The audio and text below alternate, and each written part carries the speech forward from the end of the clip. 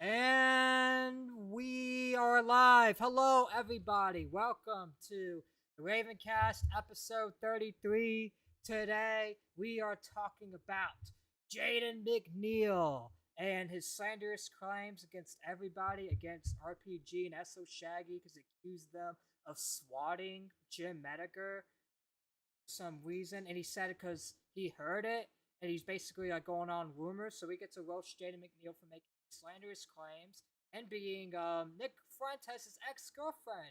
We also get to roast the fact that he ran away in a debate from me, and we get to talk about all that too.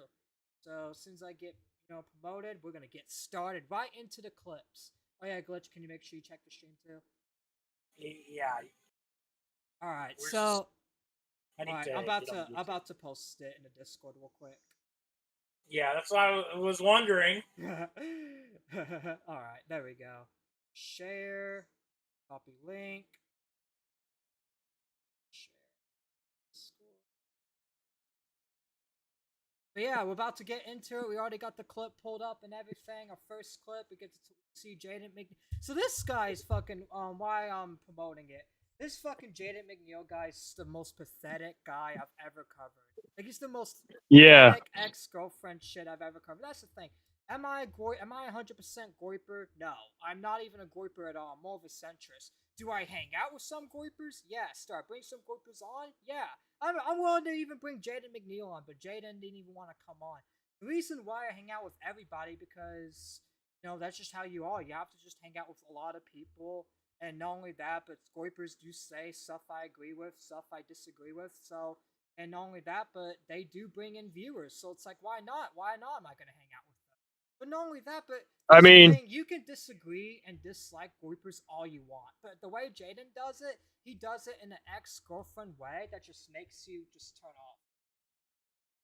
Okay, I'm watching the stream now. I'll let you know how it sounds. All right. yeah, So, I'm going to say this real quick, man. I made a tweet because Jaden McNeil was that guy who got kicked out of, what was it, Washington State University for Kansas like State. his Yeah. Kansas State. Kansas State, for having a differing opinion than like some people. And he got like a fucking, probably accused of some shit that wasn't true. So why is he doing it to us? Why is he doing it to us? If that is the case, he got kicked out of Kansas State for the fucking reasons he did, which I'm gonna be honest, I forgot the whole story. I'm gonna be honest there. Apparently, But he was kicked out of Kansas State. apparently the story was because he said white lives matter, so he got kicked out.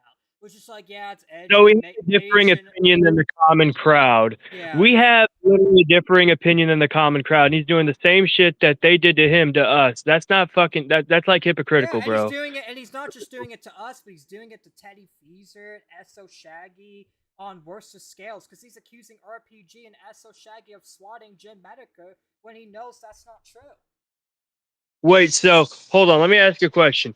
Is he having other people do so he's staying silent on this. He hasn't said anything, I don't think. He hasn't said But I anything mean, on. He hasn't said anything on us. It's been the pay pics.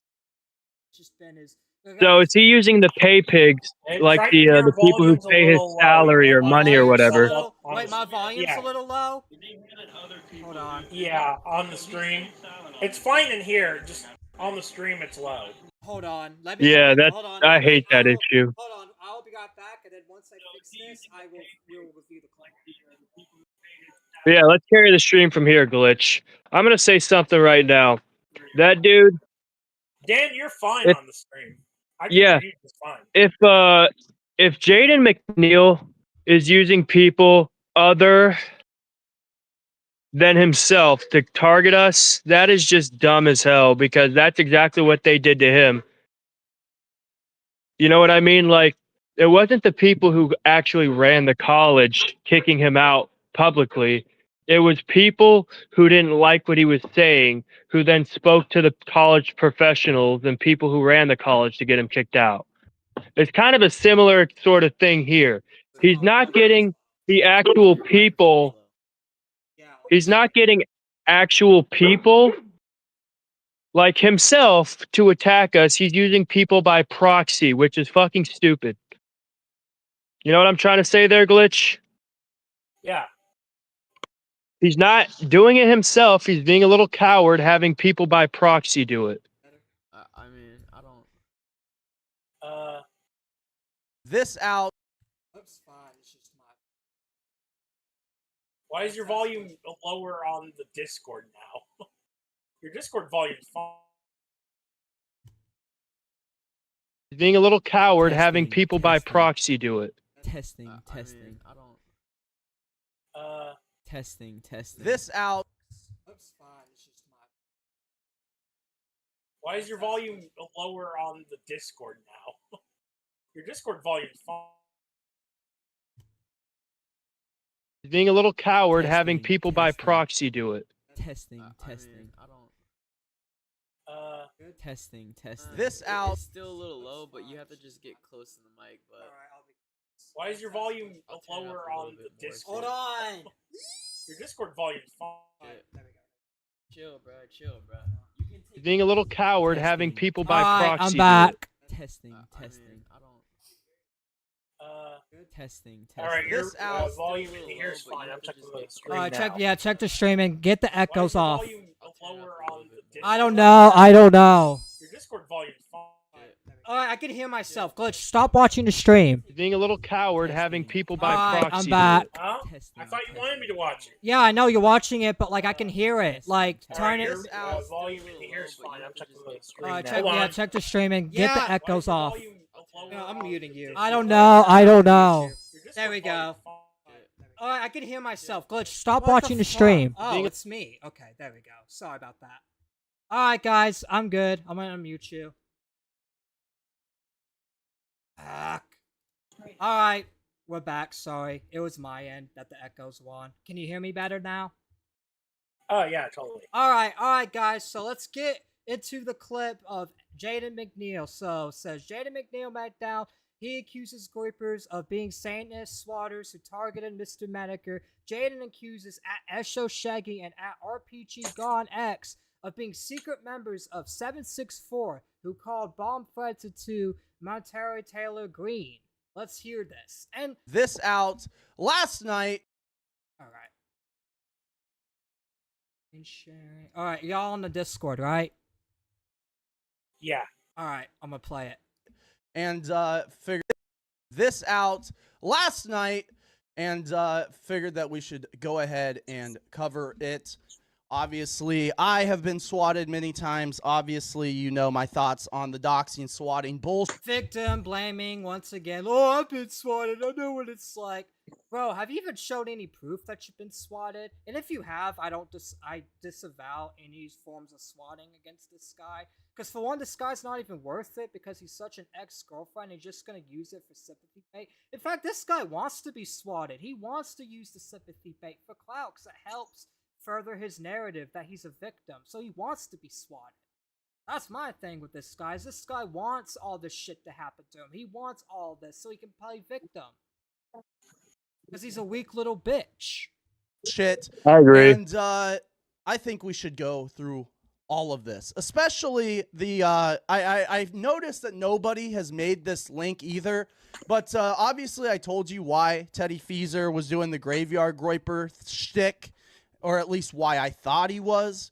But I also don't want to put it behind anyone that Feezer, the guy who works with all these doxers, who is trying to get payment Where's the proof of all this? Because he says Feezer works with all these guys. Like, I've heard this claim for years from Keno Che and all these, like, Keno Casino A-Logs and Jaden, that RPG works with all these doxers. He works with all these swatters. He has connections to 764 and all this shit. But where's the evidence? Where's, like, why isn't he showing any evidence on screen right now?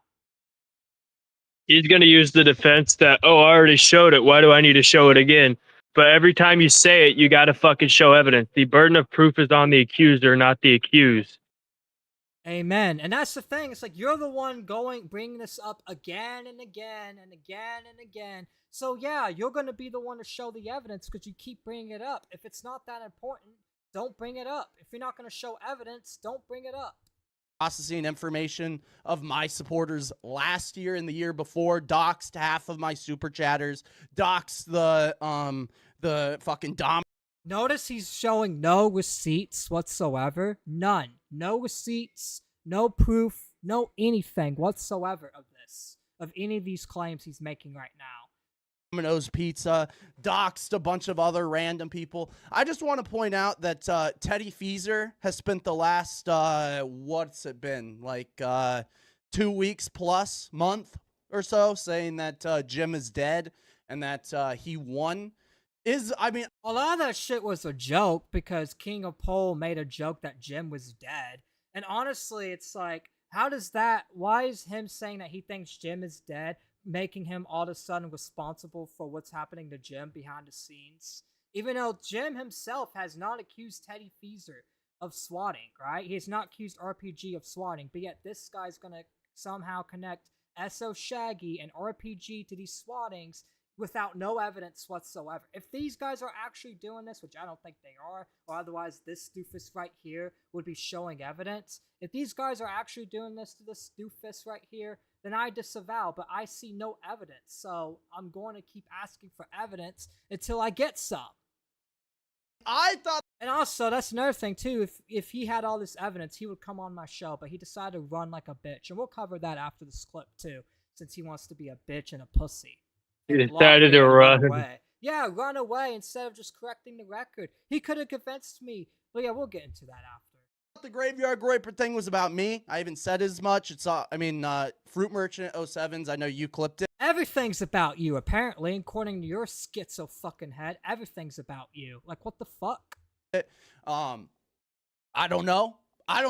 Just throwing it out there. Pretty weird that. Damn right, you Ted's don't know, been saying motherfucker. Jim's dead. He changes his name to Graveyard Groiper, and all of a sudden, Jade, who Teddy said that he's going to harass, because I follow RPG on Twitter. When did RPG say he was going to harass Jade, Jim's wife? He has not once said that at all. This doofus is fucking lying. See, this is why I don't like Jaden. He throws fucking bullshit claims about people and connects everything to Goipers when Goipers are not really doing shit. And he's just fucking like Bro, he looks like a stereotypical Groiper himself. Look at that fucking hat and look at that jersey in the fucking background. Oh, he dude. is. In fact, which we'll get into this. Apparently, Nick Fuentes accused this guy of trying to kiss him when they were friends, because this guy was a number 2 in the Goiper movement, right? This guy was like the Goiper second. Oh, he's jealous he couldn't have. Yes, that's what it is. And when Nick confronted Jaden and said that, Jaden got so mad on the Leafy debate and was literally getting so aggressive. So it makes me wonder: is Nick really trolling, or did this really happen? But we'll watch the. I think Nick might not actually be trolling. Like, that sounds like something hilarious. But Triton, do you have proof of that? No, and that's why I'm saying Nick said it. It's not me saying it, it's Nick saying it. At least when I don't have proof of something, I make the assumption that Nick could be trolling, because you never know. Nick could be trolling. Let's be honest, this guy probably wants to kiss Nick, even if he didn't do that as Spider-Man. He probably wants to. He probably wish he could. Yeah. Because he talks about, like, literally all this guy's Twitter is, Nick's a homosexual, Nick's gay. It's like, you want Nick to be gay, Jaden. It's harassed. I don't know. He sounds like that, he sounds like that jock from Family Guy. You know, the one at the high school that's always saying gay shit, but doesn't want people to think he's gay? Yes, that's exactly what he is. He's the jock. He's literally the jock of America First at this point. Because he literally says he hates America First, but he keeps talking about it. Like, it's been 3 years since he's left AF, since he's left Nick, since he cut off Nick entirely, right? And he still talks about Nick to this day. It's like, why? Move on, bro. Oh no, just a question. Did Teddy Feezer, aka Graveyard Groiper, have anything to do with this? And notice too that Jim Medeker does not mention Graveyard Groiper, Feezer, RPG, esoshaggy, or Goipers in this thing. He says 764 did it, not Goipers. So he looks like a liberal, dude. What the fuck? Jaden is a closeted liberal, bro. He is. He literally more fags all day. The glasses and that facial hair, that fucking lipstick he's got on, bro. What the fuck? In fact, in this rant, he looks like Mini Hassan.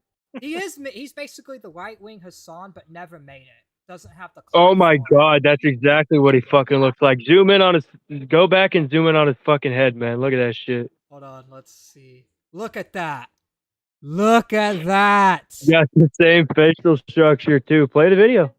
Yeah, we'll play it. See what other dumb shit he says. He's got the I don't know. glasses too, and his head is too small for Metacritic his says, body. due to worsening health, I've stepped back from social media and other distractions to spend time with my family and friends. I hadn't planned to discuss this publicly because I didn't need to.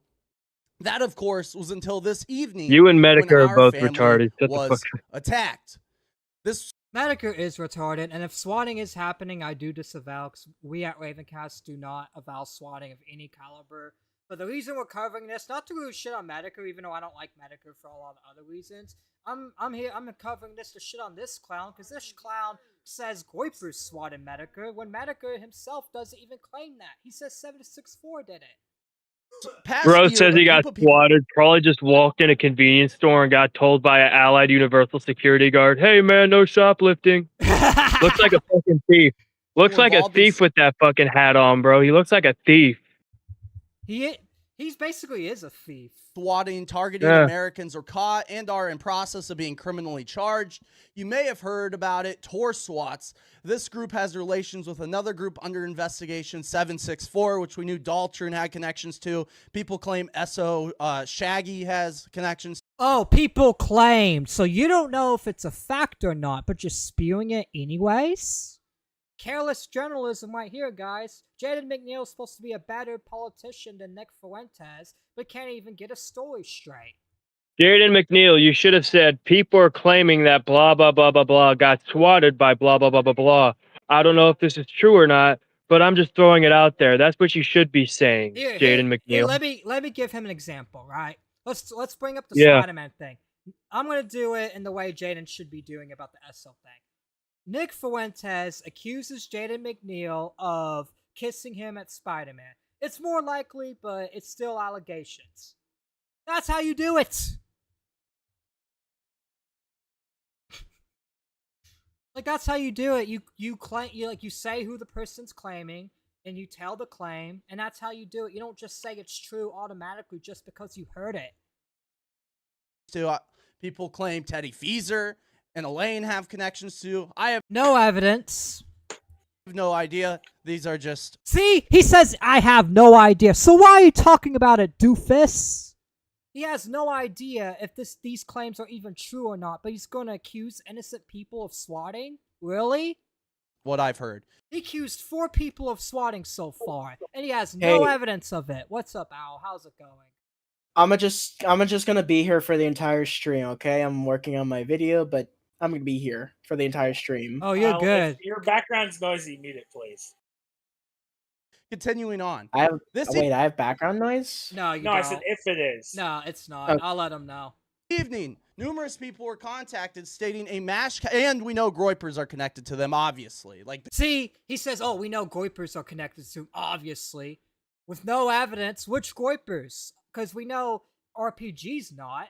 esoshaggy's not. You even said you have no idea, so how can we trust anything you're saying when you literally admitted you have no idea? But now you have an idea? Like, get the fuck out of here, you flip-flopping piece of shit. Hey, Triton, do you know What's what's up? better? Like, teach this man the definition of a goiper. This guy used to be a second command of the Goipers. He literally used to be Nick Fuentes' coffee bitch. Nick Fuentes, he calls him coffee bitch. He literally used to be the coffee man, the setup guy, the office bitch. He used to be the guy behind the scenes for AF. And now he's mad because he's no longer there and he's jealous of the success. Because all he does is just cry and bitch about them. That's all he does. the Groypers 1000% are connected. But anyway, this evening, numerous people were contacted stating a mass casualty event had happened and a police response was sent to my home. Due to the ongoing DOJ and FBI prosecutions, I can only assume this is an attempt at witness/victim intimidation related to the case. My health is not great, and my silence has led to some believe I had passed away or was in the hospital, which leaves me with only a few conclusions to draw, among them being an attempt to try to make a woman, my wife, suffer while her husband was believed dead or injured. I can't say for certain which tryhard was responsible for this, but we'll have to treat it as being related to the groups currently being investigated. Teddy Feezer, Jackson 5, that's my guess. Oh, that's your guess, but He's you don't have... saying it's a guess, but he doesn't know exactly 100%. See, that's some bullshit, man. If you had evidence, you'd fucking go ahead and say that. But you're not saying anything. You're just making up a fucking false accusation. Isn't that what got you kicked out of Kansas State, by the way? Mm-hmm. And this guy's never gonna fucking learn. He's never going to learn. He's never gonna learn that you can't just say shit. You can't just carelessly just say shit like, oh, RPG and all this shit are involved in SWAT. Like, you can't say the shit without proof. What's up, Robert? How you doing? Not much. I Um, saw everybody in VC on air, so I was like, you know what? I wonder what they're doing. I'm just gonna drop in unannounced. We are covering a liar known as Jaden McNeil, who is accusing Nick Fuentes, Dalton, RPG, esoshaggy, and a bunch of other people of swatting Jim Medica when he knows it's not true. Because he even says, "I guess," "I think," "I don't know." Like, this guy's just lying to lie because he doesn't like these people. Sorry, reading what Muffin said. You know something? That kind of reminds me of Chris back in the day. What, like Airsoft Fatty? Yeah, because most of the stories he told, like there is one story in particular that I know 100% for a fact did not happen, and yet it's his most famous one. Yeah, but it's not. At least it's not like something serious. It's like swatting, like something like this, where he's accusing random people. Yeah, that's of true. shit. But I find it funny. But I find this particular story funny because I was in the house when he says it happened. And you remember his story where he claims he stuck his dick into a pellet gun? Which I'm not trying to get off topic, but yeah. But still, it's like at least Yeah, I'll it's go not into as- that later. Yeah, but at least it's not as bad as this though. Like, where he's just accusing people of. Oh yeah, Like Airsoft this one Fatty- sounds way like, worse. Airsoft Fatty's just lying for clout, but he's doing it in a way where it's like it's not like defamatory. He's just lying just to trick people. Yeah. This guy's just doing it pure malicious. No, pure Chris evil. has never lied to trick people. Well, this Chris guy tricks has, people. from what I know, has never lied to trick people. He Well- told stories, but those stories were mainly to make people laugh. Yeah, this guy just fucking tells lies just to make people fucking look shitty when they're not. Yeah, we'll continue with it and expose this guy's lies. with the Or DOJ try and type FBI something in DMs you might want to check. to reach a Alright. I don't know how conclusion, he's true it is, but working with them. So, obviously, prayers for Jim. It's fucking evil. I've been swatted numerous times. You already know my thoughts on it. When I got swatted, I had guns fully drawn, ready to fucking kill me. In Chicago, they're pounding on every window. I didn't know. I thought that they were. First, I thought that they were trolls. Then I thought that they were fucking like gangbangers or something. I was like, I had. Which, if this guy We're doing good. if this guy actually did get swatted himself, then we disavow that. But I bet you this guy's over exaggerating the story too. If he did get swatted, he's probably fucking over exaggerating this shit. My defense Chris got swatted. mechanism. I called them and was like, "Hey, someone's banging on my door," and they're like, "It's us." And I, dropped it, and they're like, "Come out with your hands." But I'm getting It on was fucking topic crazy. again. I'm sorry. Anyways, Ralph put out a video immediately after Jim posted good? that. Most people obviously were sympathetic. I was sympathetic. You were sympathetic. I'm not gonna lie. You're not sympathetic because you're literally accusing random people of swatting him instead of going after the actual people that swatted him, like 764 and the other groups you listed. Instead, you're just using this to go at Goipers when Goipers have nothing to do with Jim Medica's swatting, and you know it too. So yeah, cut the bullshit, McNeil, Judas McNeil. Even some of Jim's enemies were saying this is fucked up. Like, I don't Name? like him online, but going after his widow, going after his wife, going after Because that's him his actual while name. having His parents cancer must is have hated fucking him. evil, obvious. Apparently, yeah, Jaden McNeil is his real name. I think I'm not for sure because I'm not a Oh, doctor. I thought you just said Judas McNeil. That's Oh, what no. That's what. No, that's what people call this guy because this guy portrayed Nick Fuentes and a bunch of his old friends and stabs everyone in the back. That's why I said if that was his actual name. His parents must have hated him. They'll label him a traitor right out the womb. I don't think that's really much of a hot take. Find Whether that you love kind of him or fun. hate him, he's dying of cancer. Oh, Let the shockingly man accurate. fucking spend his last however long with his family in peace. But no, these people, the ones that cry about the online battlefield the most are always the fucking loudest. And Kinda like you! When you blocked both of my accounts for just calling you out, and then when all these random pay pics came out of nowhere and called me and my co-host Scorpers, oh yeah, you totally have nothing to do with that, right? See, we could be conspiracy theory like you, because you like to send pay pics and do your dirty work, which I don't really care, because I know I'm not a Groiper anyway, so it doesn't really matter that you're calling me a Groiper behind the scenes and all this shit. But still, it's like, that's what you do, Jaden. Like, you're literally so hypocritical. Ralph went ahead and responded, and here it is. Here is Ralph's response. Embarrassed by streaming with the VTubers, and Medicare was embarrassed by streaming with the VTubers and leaning into the pedophilia and the sicko part of his. All this is fact, by the way. What Ralph's saying, all that is facts. Like, during the summer, Jim Medicare streamed a bunch of weirdo VTubers and started saying a bunch of crazy-ass shit about Lolly earlier this year. So, yeah, the things Ralph is saying in this clip all true. Because you can go find it, like, it's all clipped all over. Like, Jim Medicare this summer is just not the same as he used to be. He's fucking, like, just gone so mask off. Audience, and This guy was a Groiper and attacked Smiley. You were a Groiper too! Oh my god, this guy was a Groiper too. Scott dissociated himself because Oh yeah, your audio's fucked fucked. up Then. bad. But yeah, that's the thing. It's like, this guy's a Groiper too. He's literally Nick Fuentes' number 2 guy. This guy was Nick Fuentes' number 2 guy. The Fed during the Ollie Alexander stuff, and he's gonna say Medicare's the pedophile.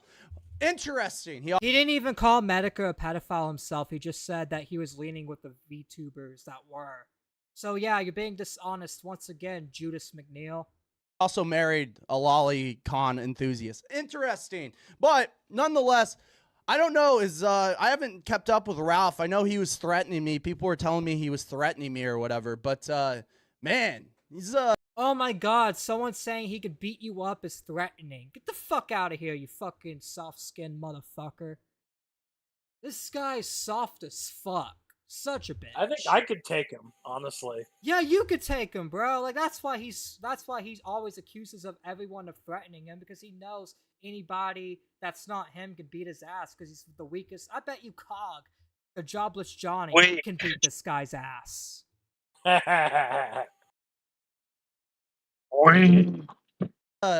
looking old. Ralph looking like 65. I thought that he lost all this weight too. Is he putting it back on? I don't know. I thought he would He's old! take more time off than You're old. You're literally like 30-something. Still talking about Nick Fuentes. Get the fuck out of here. he has, but he came back tonight and he said, "Oh, poor me. Oh, I've been swatted, and oh, I'm cooperating with federal authorities, and oy vey, please give me some leeway, and please forgive me, and have mercy on me, and oh my God, please, please, please, please, please." Well, guess what? He's full of shit now. He was full of shit then. And all the fellow streamers, fellow creators who are falling all over themselves to back his bullshit are just as pathetic as he is. And he's lying. He's full of trash. He accused me of swatting him, despite the fact that the guy who swatted. That's another thing, too. Like, a few years ago, Mr. Medicare falsely accused Ethan Ralph of swatting him, even though the same people that swatted Medicare also swatted Ralph the same time. And Medicare just said it because he didn't like Ralph, and he never corrected the record to this day. Ever. Him, and I think other people have been indicted for those very actions. Not only did they swat him, they swatted me and many others, including sitting Congress people. He's never corrected the record. He's a fucking liar. He's a fucking piece of trash. And anybody backing his bullshit is also full of shit. So fuck him. The people that went after MTG, was that not on Fuentes' orders? It was literally right after the fallout with MTG during Yay 24. Like, I thought that we already knew that, no? I don't know. I don't know all the documents, so, or the... You don't know shit. At least you're honest about that. You don't know shit about what you're talking about. Otherwise, you would have all the receipts and everything, all the clips and everything ready, you motherfucker. The shit behind the scenes, which is bizarre because I was the one that was impacted. I was the one that was swatted 3 times at the Fuentes thing. Interesting. I knew he wasn't dead, of course. I Eso took credit, says Hawaiian Zen. Doesn't surprise me. could always hope. But And he's still, Esso's working with Feezer and Ralph, correct? The Groypers. He's always Eso hasn't even been around for like a year. This guy left Twitter, and this guy's still accusing Eso of shit when Eso hasn't been around in like a year now. Like, Jaden's so full of shit. working with the Groypers. He's always worked with the Groypers. fuck him, fuck his fat wife, and fuck anybody who backs this bullshit.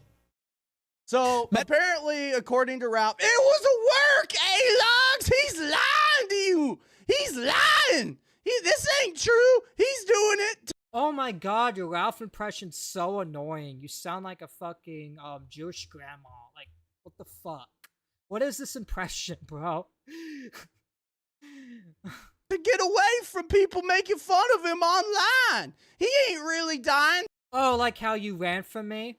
People aren't harassing his wife. Well, turns out Jim, less than 40 minutes after Ralph posted that video, went ahead and responded, "Yikes! Imagine being this wrong all the time about literally everything. My wife," quote, "a year or two." Look how he has Ralph blocked as well. He likes to talk shit about people, but blocks them so they can't respond. Look at that. He literally has the dude blocked. You're such a fucking pussy. Stay in your hug box, bro. That's all you care about is your fucking hug box. Because you block anyone you talk shit on. Because you're a bitch. You dish it out, but you can't take it. And that's my problem with you. 2 ago, we were swatted. I think it's the same group. Cop, I think that as well. And And also, that doesn't mean Ralph was wrong about everything. Because Medica accused Ralph of swatting and still hasn't corrected the record. will say I'm glad to see that this was at least this is what we saw. I'm hoping that they didn't fucking come in guns a-blazing. It doesn't seem that way, which is always good because, again, these... And also, another thing, if they didn't come in guns blazing and it's just 2 cops showing up, then why the fuck is Jim Medica even crying? He's been swatted worse in 2014 with, like, guns blazing and shit. These are just 2 cops. 2 normal cops, no SWAT team. So why is the dude even... And I'm not encouraging it by any means or saying it's okay, but I'm just saying, you've been through worse, Jim, so why are you crying? Swattings, people think it's funny, people think it's a joke, whatever, but... And it's not a joke. Swatting's gay. And like you're fucking gay because you accused SL, RPG, and all these random people of swatting Medica when Medica didn't even say it was Groypers. You're a lying piece of shit. And we got a few more clips to look at. So we're going to also look at the famous clip of Nick Fuentes accusing him of kissing him as Spider-Man. It happened on the Leafy debate. Hold on, let me keep that shit up real quick. I'll pull that shit up. I know I had it.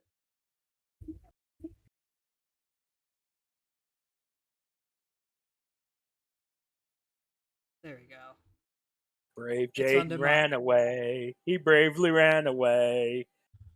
When Danger reared its ugly head, he turned his tail and fled. Alright, so this is from a debate, which we're not going to watch the whole debate because a lot of it's on irrelevant shit. But we're just going to play the part where Nick accuses this guy of kissing him in Spider-Man. Let's see. Yeah, we're good. Oh, holy fuck. Hey, dude. You gay, yes or no? No, actually, Nick, the whole reason we initially had a falling out partially was because I had a girlfriend and he was... Wait, what? Alright, Robert's gone. Shout out to Robert for coming on. Thanks for coming back on the show. I appreciate it. Alright. Let's get this full screen. No, I want to... There we go. Actually, it's because you tried to kiss me.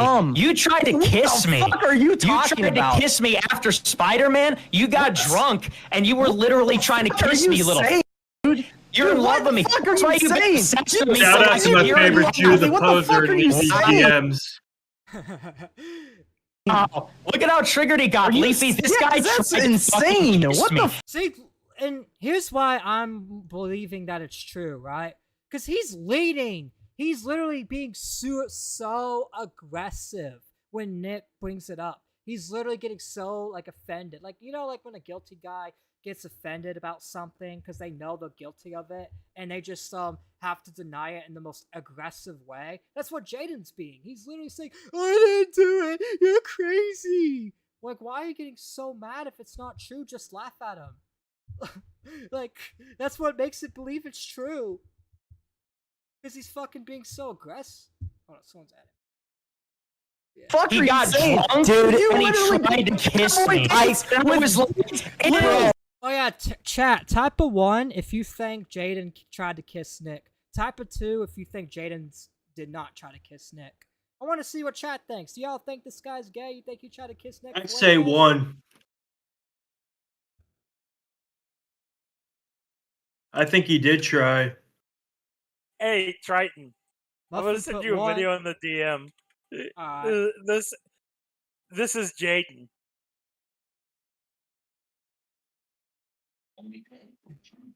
Hey, cat.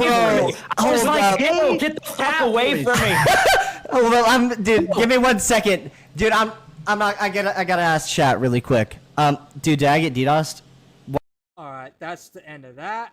So yeah, so apparently this guy tried to if this is true, I am going to laugh my ass off if this is true.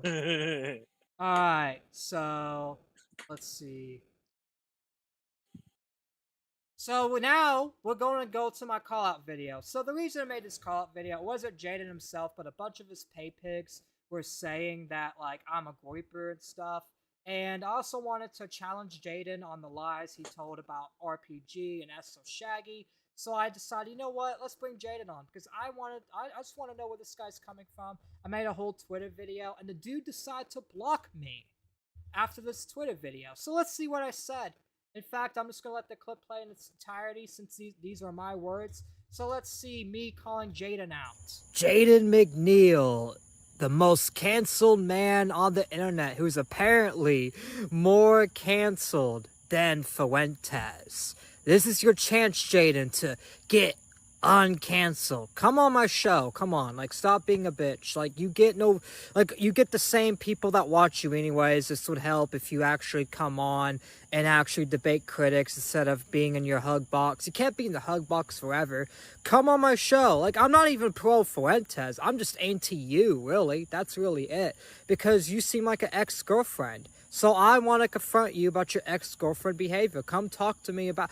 Maybe convince me why Fuentes is so evil. Convince me why you have to do this ex-girlfriend route to go at Fuentes. Convince me why you have to lie about Teddy Feezer and esoshaggy. Convince me. Why do you justify all of that? I want you to justify all of that on my show. Why you have to lie on people, why you're being just as what you accuse Fuentes of, because you claim Fuentes lies and slanders people. You do the same thing, so why not come on my show and talk about it like adults? And you know what Jaden McNeil's response was to this? Blocked me. Instantly blocked. So yeah. I tried to debate this guy. I tried to have this guy come on my show tonight. But this guy didn't want to come on. In fact, if anybody in the chat knows Jaden wants to send him the link and tell him to hop in, you can. But I doubt he's going to hop in because he's such a pussy-ass bitch.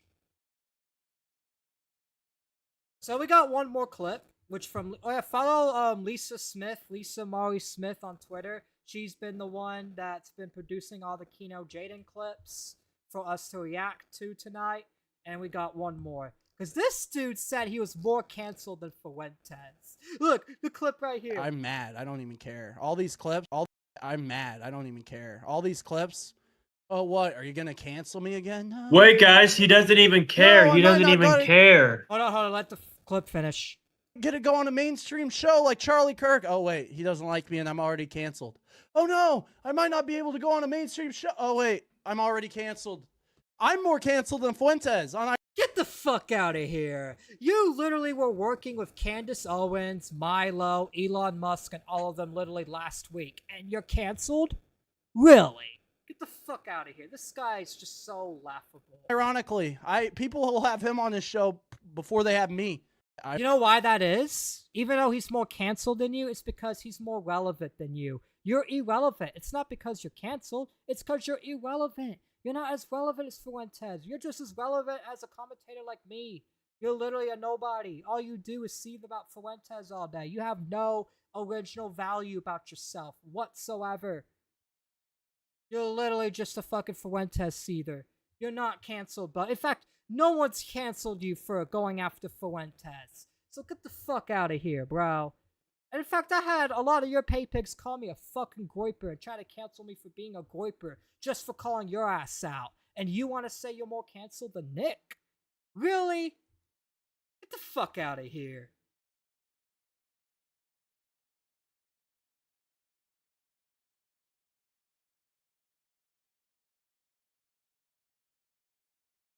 Alright, so that's the end of the Jaden McNeil segment right there. What are y'all thoughts on that so far?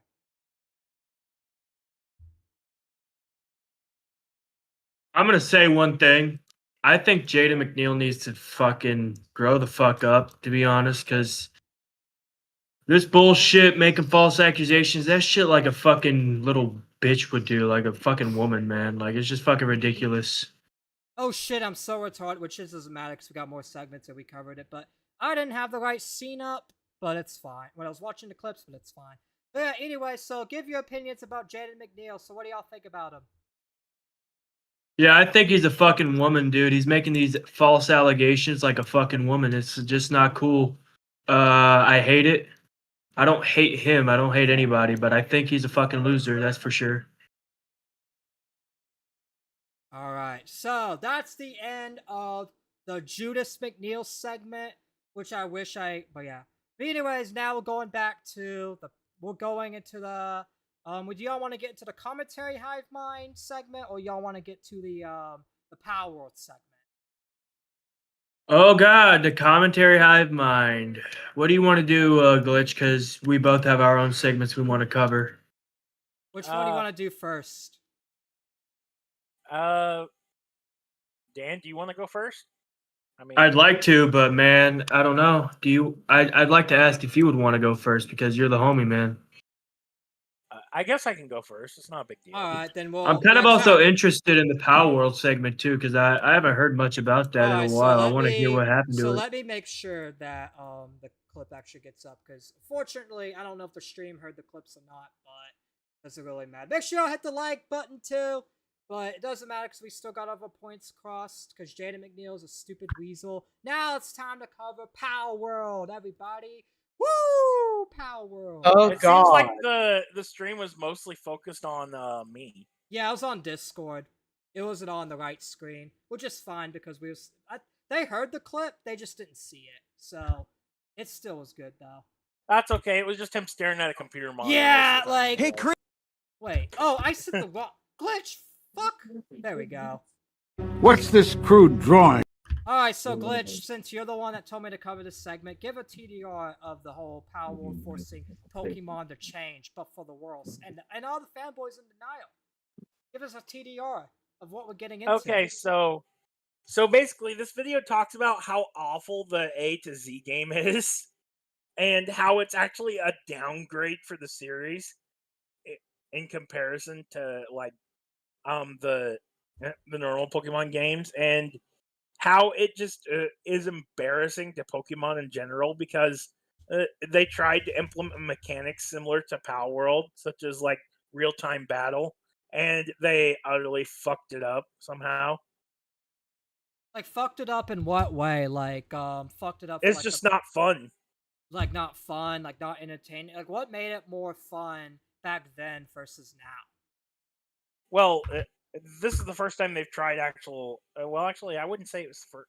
Wait, I haven't actually played Arceus, but from what I saw in the video, this is the first time they've actually done real time battling. As in, before it was turn based.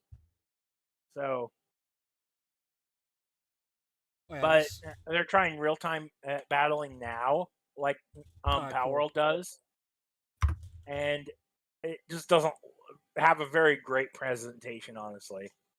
And not only that, the game's like graphically fucked. Like it doesn't look good. The game looks dated, even by modern day standards. But you'll see that in the video. He talks about all the points. And he also makes fun of the Pokemon fans, which is hilarious. Yeah, alright, so we'll go into this, which I've never been a Palworld person, but I've played a lot of Pokemon when I was younger. I played Pokemon Go. I played all kinds of Pokemon games when I was younger. What's this crude drawing supposed to be? It looks like a kid drew it. It's supposed to be cute. You think ignorance is cute? You're watching my... Well, I suppose you think... Huh? Never mind. I'm sorry. I'm watching. I'm watching the right video. The streams. The streams in the little box and it's focused on my DMs. Huh? So, you know. What? Hold on. I don't want. Hold on. Okay, scene. You have to look mental retard. There, I did. Okay, it changed. Is it changed now? Hold on. The stream's kind of delayed. Let me check. Because I just changed the scene. Is it good now? I'm looking. Hurry! I'll check it myself. What do you see? I see your DMs. Huh? Still? There I go. Now I see it. Okay. Now I see it. All right, stop being stingy. All right, continue. Retardation is downright adorable. Torchada! Who would have ever thought that being a Yu-Gi-Oh! Or Digimon fan could be seen as the lesser embarrassment? Pokemon fans are Yeah, Magic of the Gathering's better than Yu-Gi-Oh! Just saying. Something else. Now, obviously, they're bred from mothers who smoked while they were in the womb. There's no other Wait, what glitch? Look at what Logan Paul does to these Pokemon cards. explanation. I couldn't imagine grown-ass adults waking up at 6 a.m. to try and catch a Pokemon event when these guys wouldn't even wake up at 7 a.m. to stand in the unemployment line. My mom's not made of money, you know. In spite of the massive disappointment that was Sword and Shield or Scarlet and Violet, that hasn't stopped Pokemon fanatics from flailing their arms around and doing soy face just from one glance at Pokemon Legends. But once you get a glimpse of this game, you can see why. Imagine Dick riding Pokemon of all games, though. Like, for real. Look, these graphics look shitty as fuck. Pokemon went with their lawsuit. At this point, it's a little hard to distinguish this from Palworld. Or the only difference. Just looking at this shit gives me autism, and I have autism. What the fuck are these graphics? Is one visually looks.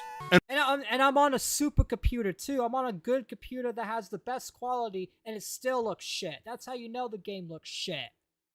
This game looks fucking terrible. Run. Palworld L already. We're only in a minute of this. Or you mean Palworld W? Well, yeah, Palworld W. Yeah, for changing. Yeah, Palworld W for changing this shit. Cause look at this shit. It's terrible.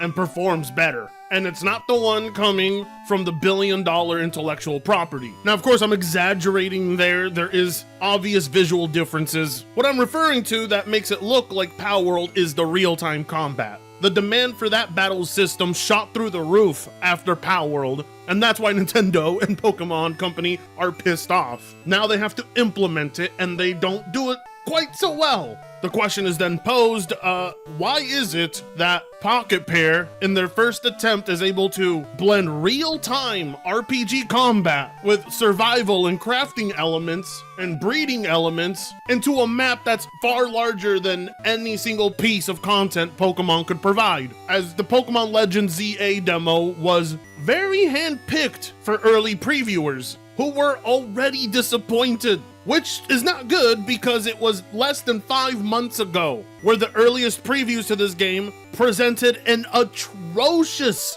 early look that got the entire internet to talk shit, rightfully so. And the Pokemon Company and Nintendo promised you, hey, hold on, we're gonna address all of this. Just wait till the game comes out. And they really fooled everybody. Well, that's the thing. That's what all these companies do. They'll say, oh yeah, we'll address this, we'll cover this, we'll fix this, and they never do. Because they don't really give a shit like that. That's how you can tell if a company gives a shit about you or not as a customer. Because because the companies that actually do give a shit about the customers never, ever, ever make false promises. All these other companies, all they do is make false promises. So I don't blame people for getting upset at Pokemon because they claim they'll and I don't blame Palworld for forcing Pokemon to fix their shit because it's been years and they haven't fixed their shit. Yeah, they've been releasing the same game for years now, and they've just made them worse and worse. Like, since Sword and Shield, they've actually reduced the amount of Pokemon that are actually in the game data. It's not just the Pokedex that was removed, guys. It was actual Pokemon being removed from the data. That's what started the whole Dexa incident. A lot of people try to say it's just, oh no, they removed the National Dex. Everyone's upset about that. No, it's not just that. They literally removed Pokemon from the game. They're also removing attacks from the game too. So if you were nostalgic for a certain attack, you can't have it in the newer games because they've removed them.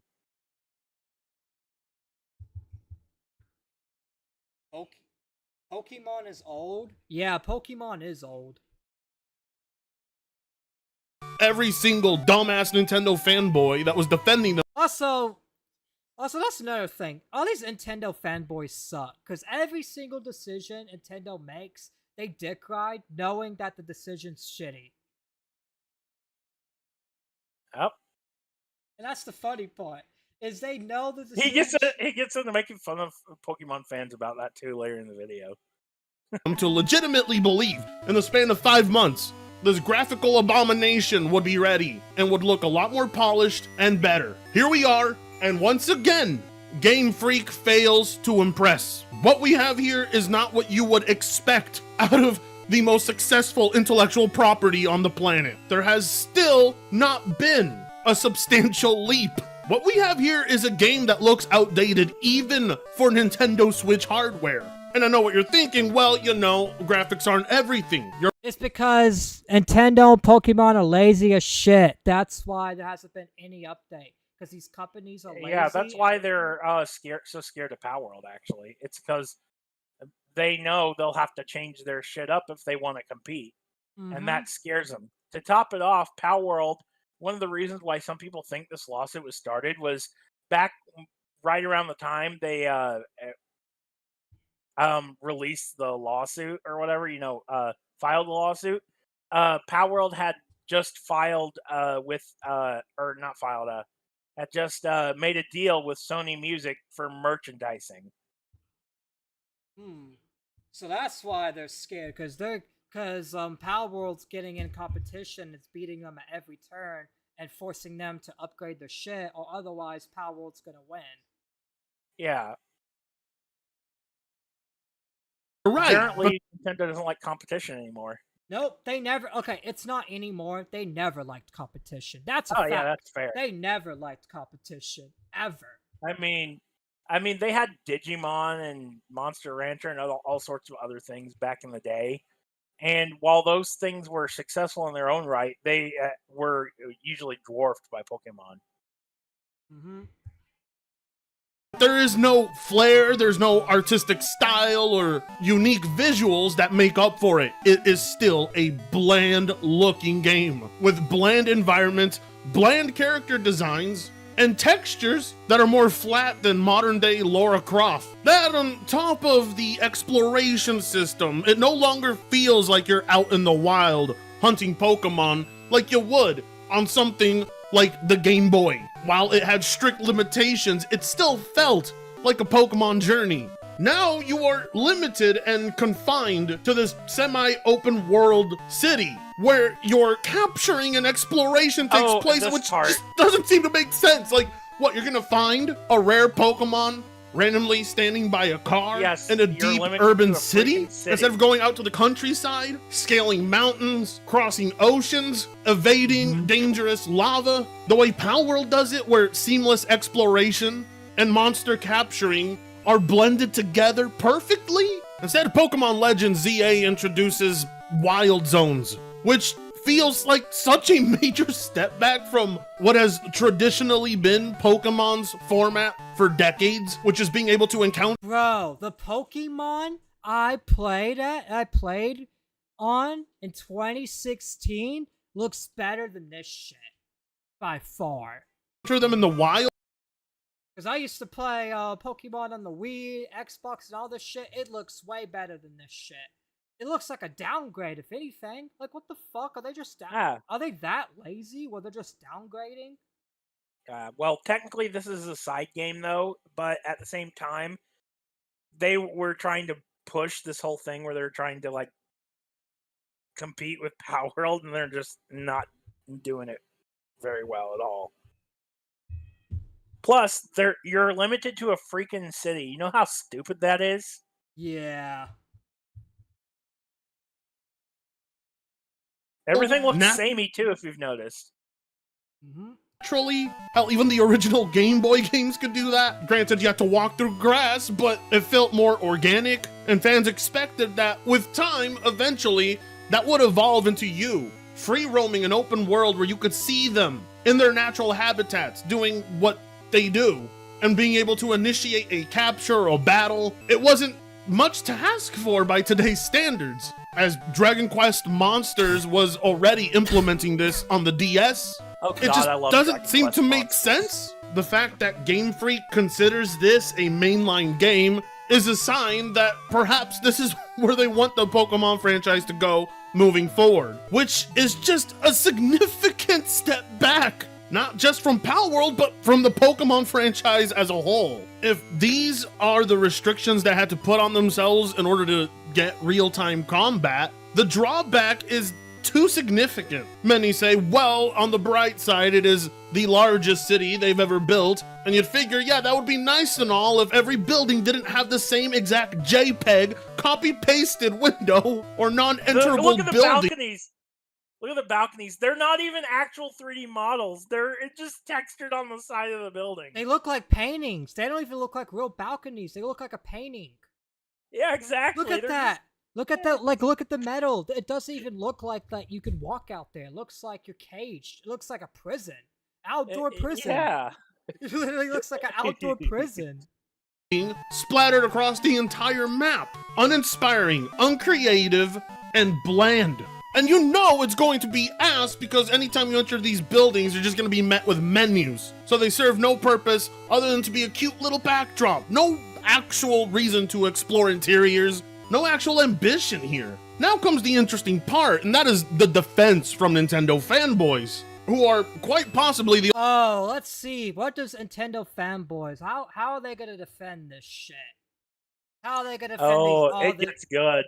only fan— I bet you they're gonna say that's the best balcony ever. That balcony doesn't look like a prison, guys. base I can think of that'll look at a title of theirs taking significant steps back and consider them improvements. How any single Nintendo guy or Pokemon fanatic can even defend this is beyond me. It's quite possibly the only franchise I've ever seen praised for devolving. So criticism of the early previews have been— That's another thing what I don't get about Nintendo fans. Why are you praising a company that is devolving and destroying itself daily? Because Nintendo has a ton of money and they can easily do it. Also, they target like people that are fucking stupid, like children. I've seen dumbass parents. I've seen grown-ass adults, yes. like grown-ass men, though, like loyalists. Yeah. Yet again, the only people stupid parents that'll buy any game for their kid, grandparents, those things. That's their target demographic. And those people that's why it makes it really hard to boycott Nintendo. But it seems like Palworld's boycotting them now. Seems like Palworld. Well, Palworld isn't boycotting them. That's something the fans do. But Palworld is just a thorn in their side that they want to get rid of because it means that they're the cat's out of the bag and that people are going to start turning their heads and going, "Oh, hey, this game's shit." Yeah, this game's shit. I've been playing this shitty game for way too long. Yeah, I know.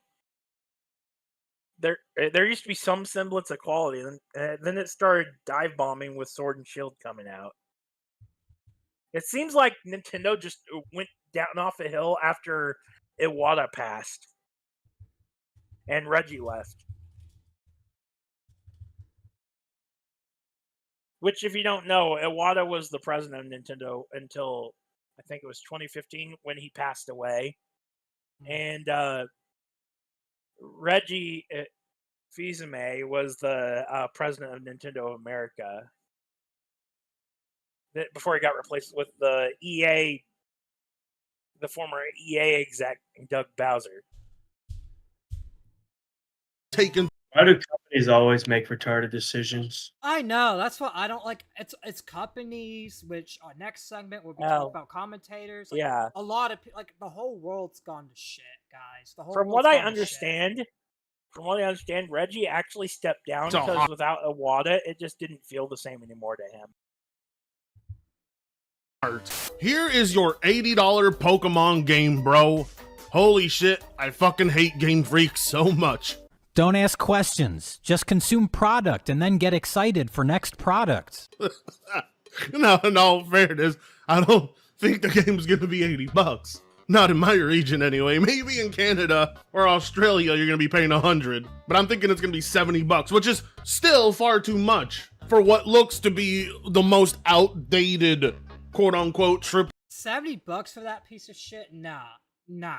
If you buy that shit, you're dumb. I'm sorry. You're dumb. Yeah, it's not even a mainline series game either. It's a side game. Hey, That's I the know. funny part. I know who would buy this game. Mudahar would buy it. Yeah, Mudahar And then would. he'll cry. And then he'll cry about it. Yeah. Probably.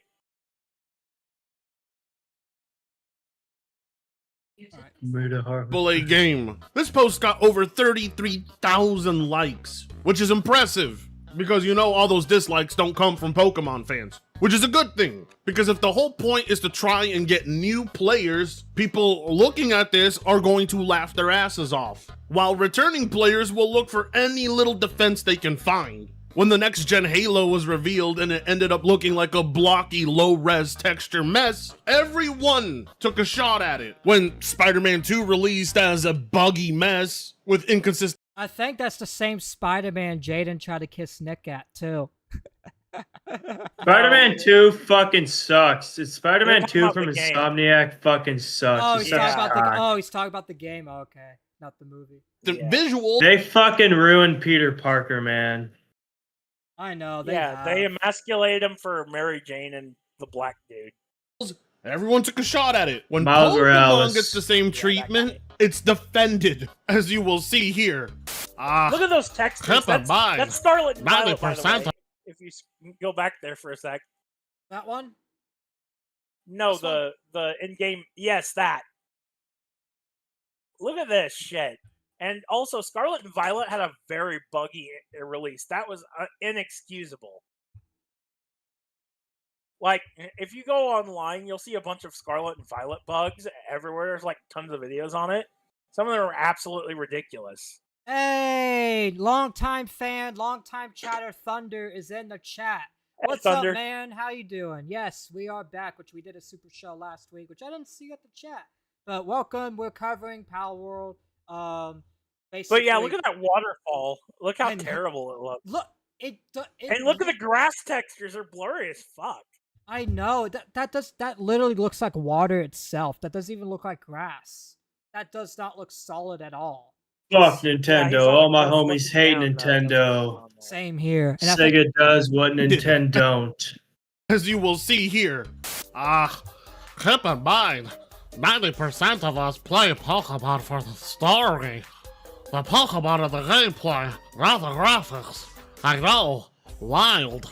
Cum is my favorite breakfast, lunch, and dinner. I love cum! Oh, we need to have this as a soundboard and play it every time we deal with commentary dick riders. Funny enough, all three of those things have not evolved whatsoever. That's like saying you watch porn for the story. Of course, graphics are not a priority with the Pokemon. Oh, was that glitch? That's Palworld. For comparison. That's what Palworld looks like. Look at the look. Okay, let's judge this real quick. You see the grass right here, the leaves.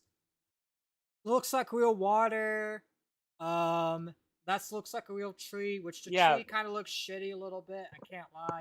But Nintendo has more money than this fucking company, and they made the game shittier. Fuck off, Nintendo. Y'all need to fucking get a brick thrown through your fucking window. I will say one thing though: the engines they're using are completely different. This is actually Unreal Engine 4.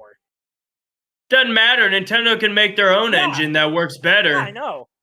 This is fucking dumb because Unreal Engine 4 is free, right? Yeah, they've been using the same fucking engine for I don't know how long, and they've only made slight tweaks to it over the years. They're fucking lazy and they have a monopoly. How does a lazy ass company have a fucking monopoly? I know. It's because the fans are loyalist morons that'll it literally as it says, I love cum. Nintendo literally tried to copy strike people on YouTube in the early 2010s because of recording gameplay, because they don't have the law where you can record gameplay in Japan. Oh yeah, that's how retarded Nintendo is. Also, LFMAO, Nintendo will be disbanded by 2050. We can only wish, Thunder. But then again, the graphics were never so god-awful either. No, the graphics don't have to take front center stage, but the graphics need to be presentable enough that you're immersed in the game's world, where Pokemon had the most static landscapes. Why Pokemon gets a free pass for having objectively bad graphics is beyond me. The Pokemon company has enough money to literally run a global empire of merchandise and entertainment. How expectations continue to drop for this franchise is a testament to this company's success. That's another thing. Why are the fans just accepting the expectation drop? They're a bunch of cum gobbling dick riders. I mean, you're not wrong. They basically are. Success. They are too big to fail. Too big for their audience to care. You were paying full price for a game that was nearly unplayable on the Switch 1. How people accept that but demand better out of other companies makes absolutely no sense. The double standards here are all due entirely to the fact that the Pokemon audience is a bunch of man-children who never grew the fuck up. These guys... I mean, that's the thing. All the people like that still play Pokemon, they never grew up. In fact, we had an old mod who used to play Pokemon, and he never grew the fuck up. And he's like 20, almost 30. Like, come on, y'all need to grow the fuck up. Yeah, y'all can still play your games and shit. But still, like, grow up to reality, grow up to real life. Yeah, exactly. Will shut down all criticism before they ever shut their wallet closed. Imagine just being a Pokemon fan because you love Pokemon. Does Game Freak do things I don't like? Yes. Can you criticize them? Yes. But this is just so hateful to the point where I gotta question if people actually just hate Pokemon and have unreal expectations of what Pokemon is. I love cum! Jesus Christ! This guy did a really good job with this video, especially playing that. Like, that's so accurate, too. I think he's got a second video up about it now, too. Dick! We could, after our other segment where we talk about the commentary thing, we could. I think it has to do with the Pokemon TCG. Writing for this franchise. Grow the fuck up. You man children are embarrassing. My love for Pokemon transcends reality itself. You just being hateful. Yeah, there's missing animations. Yeah, they took out open world exploration and capturing Pokemon in the wild. Yeah, the real-time Alright, we'll finish this video. Combat. But look at the Paleworld graphics, Dan. So good. Yeah. Like, the only thing you can criticize is the trees. But that's it. Like, the grass is good. Like, it looks like you're in the past. Like, you're actually about to go play some Pokemon. Like, it's not fucking like Nintendo's where the shit looks like from 2000s. In fact, this game looks modern. It looks like 2020s. Like, Paleworld's up to date. Nintendo's not. And that's the problem. Paleworld does what Nintendo. Looks like. Wait, what was it, Dan? Paleworld does what Nintendo. Exactly. Ass. Yeah, there's still no basic voice acting. Yeah, the visuals are outdated even by Nintendo standards. But I love Pokemon and that's why I play it. The fact that the best defense they have is I'm a Pokemon fanboy is embarrassing as fuck. To ask for the most basic things like good visuals, good performance, voice acting, proper animations, expanded gameplay and content is not unreal expectations. What the hell is Nintendo and Pokemon Company putting in the games to turn these people into massive retards? This. Okay, I'm back. Sorry about that. All right, and he just made a good point. He was like, "What the fuck? What kind of thing is Nintendo putting in the games that's turning all these people into massive retards?" And it's like, good question. What is Nintendo doing that's making all these dick riders fucking being so retarded and just dick riding 2008 graphics? Like, they're literally like, are these people like that live in 2008 that never want to grow up? They don't want new graphics. They just want the same old shitty graphics. Is that what it is? Because that's what I'm thinking it is. I mean, graphics aren't everything, but when your game it looks like it did like 20 years ago, and it's supposed to be a new game in a AAA franchise, I think there's a certain expectation that fans should have.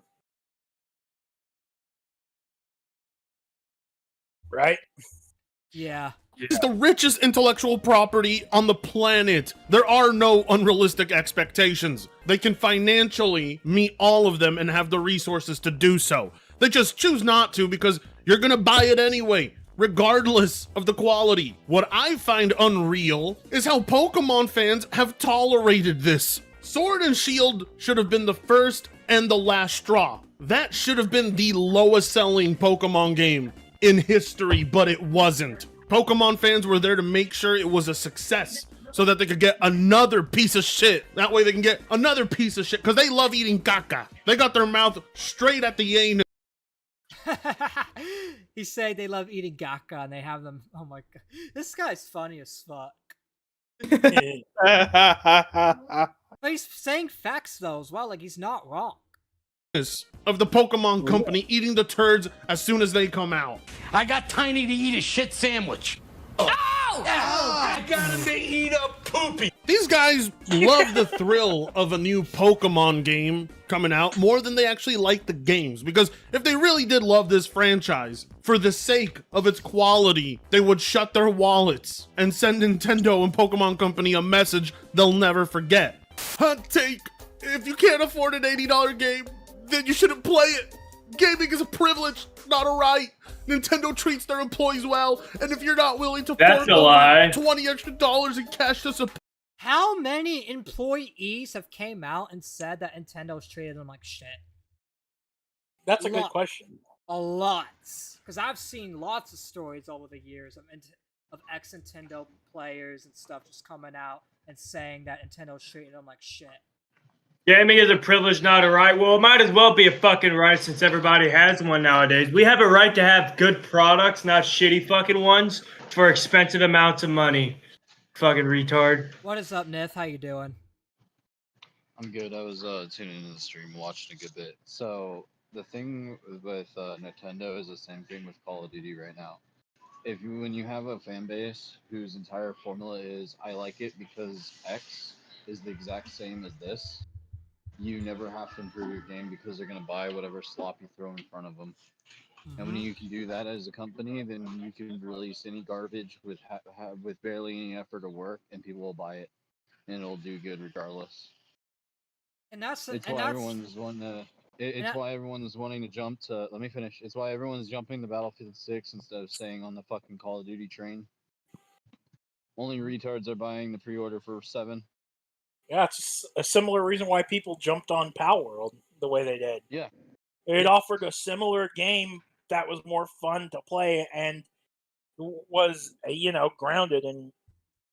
Oh yeah, speaking of which, Triton, can we talk about Battlefield 6 and COD streamers fucking it up on this stream too? Yeah, we can after the video.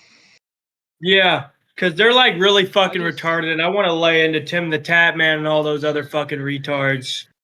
In fact, pull up a Tim the Tap Man clip and we can react to it after. But go ahead, Nith. Yeah.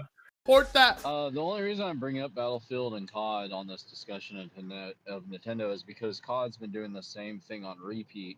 You could show someone all different maps or whatever, ask them what game it's from, they won't fucking know because the game's all the same. Every time they release another COD, it's the same fucking game, the same concept, and the same structure. The only difference is maybe they added a different movement tactic.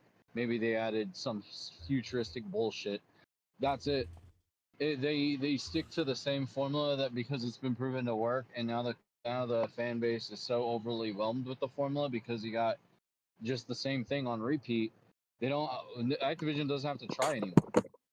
They already reeled in the whales. So when you already got your whales buying whatever the fuck you throw in front of them, like a Beavis and Butthead skin, then at the end of the day, people are still gonna fucking buy it and still gonna enjoy it. God, I fucking hate And Call of Duty you for don't that get shit. criticized over your choices at all. And when you don't get criticized on your choices as a company, then you're allowed to get away with whatever the fuck you want to do. You're allowed to Even do if it means whatever. fucking your fan base. Yeah, you're allowed to do whatever you want. You're allowed to get away with everything, basically. Yeah. Like, That's what's there's going been people on. that got. Wait, who's playing the there's- music? Is that you? No. Sorry, I was like stashing my memes. Alright, stop please, or I will kick you off. I'm not gonna say it again. Thank you. Alright, continue, Nith. But like I was saying, though, like the companies, well, if they're competing with Battlefield we released a realistic skin for let's say like 20 or 30 bucks. Both of these games are gonna fucking have to combating against each other, and I don't think COD's gonna win. No. Like 6 is sticking to the concept of realism. 7 is sticking to the concept of COD's formula, which people are burnt out on. And the only ones not burnt out on it, or claiming to not be burnt out on it, are the fucking fanboys that have been there since day one. And also, it's the same situation. It's like that with Powerworld. Powerworld's the one doing better, getting all the graphics updated, while Nintendo's just releasing the same old shitty game over and over, not improving the story, not improving anything, not even improving the graphics. Well, with Paleworld, they were able to take it in a more direct adult kind of angle, so where you can capture trainers, you can fucking make your yeah, you can literally enslave people in Paleworld. Yeah, you can do a million different things that you can't do. You in can also Pokemon. abuse That's your pals. Like that's one you of can the work that's them the- to death, pretty much. Yeah, and that's one of the benefits of that game over Pokemon. Like, Pokemon's got to stick to its family-friendly construct. Because the one time they did try to break it, back when they released Mario All-Stars and redefined Mario into like an edgier construct, it ruined his image, and then they were like, fuck, this sucked. We can't do this ever again. And so they never tested their... It's the same thing with COD. They never had to test their limits. They never had to test their structure of what they're releasing. Speaking of and which, make you know changes. Paleworld's working on a high school dating sim spin-off game? That's not surprising. It's hilarious. Not gonna lie, that sounds fucking weird. But yeah, let's continue it. Then you don't care about game developers. It started And I hate poor people and I hate poverty. Wait, hold on. Wait, this guy's playing Nick Fuentes? What the fuck? He's using Nick Fuentes as a source? No, it's not as a source, it's as a joke. As a joke, but still, that's funny.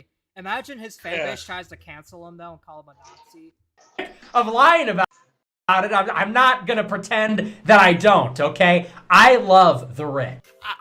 I don't even know what to say to that one. We're expected to pay more because a company treats its employees right? This isn't a... They don't even treat their employees right. Alright, you take care, Nick. Yeah, he was using it to mock the dude that posted a Twitter post before then.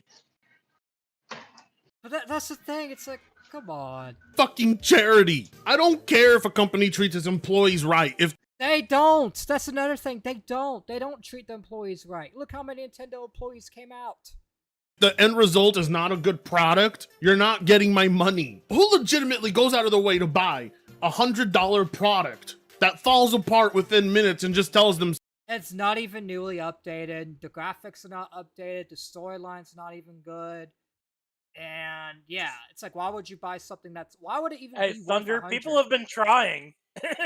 Believe it or not, they've been trying since day one. They've been saying the monsters were all AI generated. They were saying that it promotes animal cruelty, and if a person was a pro PETA person was trying to say they they stole Game Freak's models and used them. I've actually heard about all of that. Like everyone, like even though I've never played Palworld, the reason I know that Palworld exists is because of all the people bitching about it on Twitter, trying to cancel it, saying it promotes animal cruelty and all that shit. And I look at it, I took research and look at the trailer. I'm like, where does it do this? Where does it promote? Yeah, people were using the fact that the creator was interested in AI or the director of the game, I should say, as an indicator that the pals were all AI generated based off of Pokemon, which there's no proof that they were. And even if they were clearly 3D modeled by hand. So what's the point? So it doesn't. People are just morons. Yep. And the whole Nintendo fan base is moronic as fuck. Well, you know, at least those employees that made this are happy because they're being treated right. And that's all that matters. If this is the group that's voting with their wallets and these are the choices they're making, we are cooked. The industry is fucked. You are a consumer, not a philanthropist. Don't give a shit. Cry about it. Mofos need to realize that folks play games for different reasons. Not everyone cares about graphics and think they're the end-all be-all. Just because you want certain shit doesn't mean others are wrong or brainwashed for. But you guys are wrong in the situation. The graphics are shitty. The story, everything about the game is shitty. Like, Glitch, name me one good thing about Nintendo's games. Oh, modern Nintendo games? Yes. They've fallen off pretty badly. Not like all the ones, all the ones I haven't seen it personally, but well, he's only shown Pokemon. But yes, Scarlet and Violet had problems on release, and while most of them have been addressed in updates, it's completely inexcusable that they had to fix a bunch of game-breaking bugs after launch. It clearly didn't have enough time in the oven. But Nintendo's like, check this out. Wait, what are you saying, Glitch? You still? But Nintendo's like, shit this out. Sorry to tell you this, but Pokemon as an IP doesn't become the richest one on the planet if it doesn't have a brainwashed audience to go along with it. At this point, they're only buying Pokemon because they're conditioned into doing it. Most will already decide to purchase it upon hearing there's a new Pokemon game before even seeing it. You know, for an audience that claims they don't care and tell others to cry about it, they certainly care what others think and say about the franchise. Because in their hearts, they know we're right. They know Game Freak can do better. They know Pokemon could be way ahead of where it is right now. They know the franchise could introduce brand new mechanics and expand upon its world. Yeah, no, they like just don't want it brought up. Say anything about this? Wait, what? Go ahead. I said, yeah, no life PokeTubers. Why aren't you saying anything about this? Huh? Yeah. Because you got Nintendo so far up your ass that you can't stop seeing dollar signs. You know what? And not only that, but they will lose all their fan dick riders, all the retarded fans. So this is why you shouldn't really be like a creator and just to suck off like the company. Because once you suck off a game, you're stuck with that game forever, even if you grow out of it. Because the fan base will want you to keep talking about it for the rest of your life, and you don't want to do that. Oh yeah, that was a problem on my old YouTube channel. You don't want to be the leash for your you don't want the fans to put you on a leash. Yeah, exactly. Back when the reason why I stopped doing YouTube because it just wasn't enjoyable for me anymore, and I got burnt out, and also people were demanding I do certain content because that's what they subscribed for, and it's like, bitch, I do what I want. Exactly, you do what you want. Because it leads them to regretting their purchase almost immediately. That's why every single time you see these people show up, they always say, just let people have fun. Bitch, why don't you turn off your phone and go play your little kids game in peace and quiet? Oh, I know why you won't, because you care what others think, in spite of acting like you don't. And the original post wasn't even putting anyone down. I just love how Pokemon fans come flocking to this post, taking it personal, and putting up this huge defense for Nintendo and the Pokemon Company, even though that doesn't result in anything beneficial for them. It doesn't improve the That's another thing. All these people, all they do is defend games, animes, and all this shit that they don't have to defend. They don't have to care about. Like, just because you like Nintendo, it doesn't mean you have to go defend it and make everyone else like it. Just play your fucking game. If you like it, you like it. Simple as that. Like, when did we go? When did we go back? When did we go away from that era where you just like the game instead of just making everyone else like what you like? Like, where? I don't know. franchise. A while ago. Nor does it improve the experience or the visuals or anything. You're just wasting your time flapping your gums. The fact that we have fan-made games with fan-made animations that look a million times better than anything Game Freak has put out in the past 5 years is a Why do you think disgrace, Game Freak and you keeps know promoting it. them? Low expectations only being tolerable and acceptable for Pokemon is such a clear double standard because these guys would not accept it for the rest of the industry. I don't give two shits how any of these people feel. I love shitting on Pokemon. Well, current gen Pokemon anyway, because it's deserved. Why we must hold back criticism or actual thoughts for this franchise doesn't make any sense. And that's another thing too. It's like, why is like all these people that don't even work for Pokemon and all that, like, why are they all like just going on and defending this shit? Yeah, exactly. It's the biggest IP on the planet. Of course, it's going to receive the largest criticism, but these guys call it hate.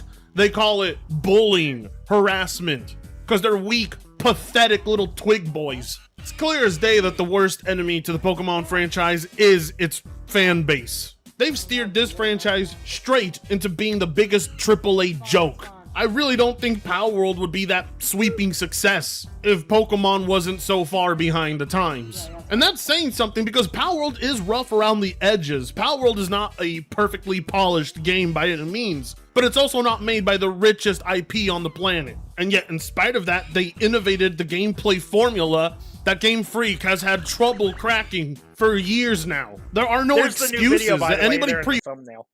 All right, so conclusions for Palworld.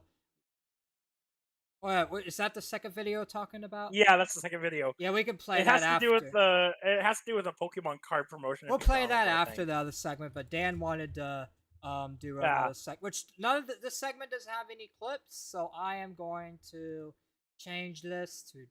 Hold on, let me get out your DMs. It does have clips. It does have clips. Oh, it does? I want to Just switch send it to Call of Duty and Black Ops 6. Wait, basically Battlefield, yeah. Wait. I thought we were doing commentary Hot 5 Minds, too. Yeah, we were, but they don't have clips for it, so. We could still talk on it, but you want to do the Fair other enough. one first, or... Yeah, I want to do the other one first because there's a stupid ass motherfucking Call of Duty streamer. All right, well, just who, send me the clip then. Yeah. Let me see. Send the tab, man.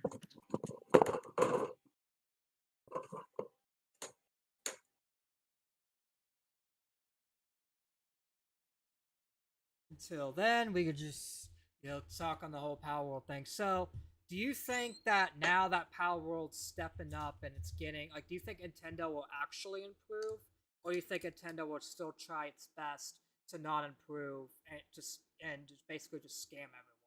Like, do you think Considering the direction where Nintendo is going, I think they're gonna still bend the legal system to try and destroy Palworld in more ways than once. They'll definitely try to destroy Palworld. They'll try to make sure that Palworld's destroyed enough to the point where even if you don't hold on, let me finish. Even if you don't like Nintendo, if Palworld's gone, Nintendo will be your only option, and that's what Nintendo's trying to do. They're trying to make sure that it's the Nintendo has made a monopoly over their game distribution there's even game developers who got mad at Nintendo because they didn't gave them their development kits. They just told them straight up, just develop for the Switch 1 and then the backwards compatibility that the Switch 2 has will do the rest. Yeah. So they will continue to try to destroy Palworld more ways than once. Yeah, and that's another thing. Like, even if they don't win the lawsuit, I feel like they'll still try whatever they can to destroy Palworld. Like, they'll try every single method until they run out of options. Just because they don't like competition. They hate competition. I'm sending you the video in your DMs, Triton. Alright, once you send it, I'll be able to pull it up. There you go. Alright, let's see.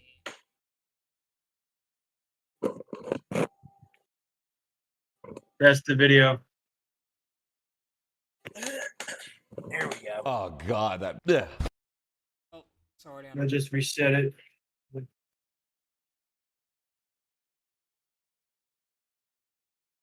Let me make sure it's playing on stream real quick. Yeah. It is. Oh, wait, alright, cool. I think. Just look and see if it's up real quick. If not, I will.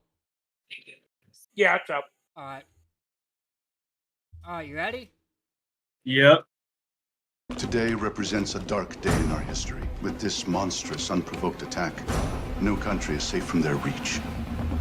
So how are you gonna look at me and tell me, oh, battle royales are overdone? That comment pisses me off. It really does, man. When people are like, we don't need battle royale.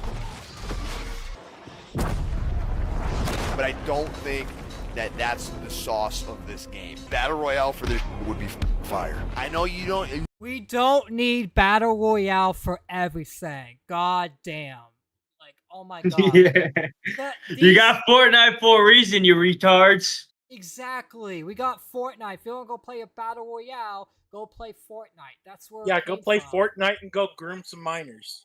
Okay.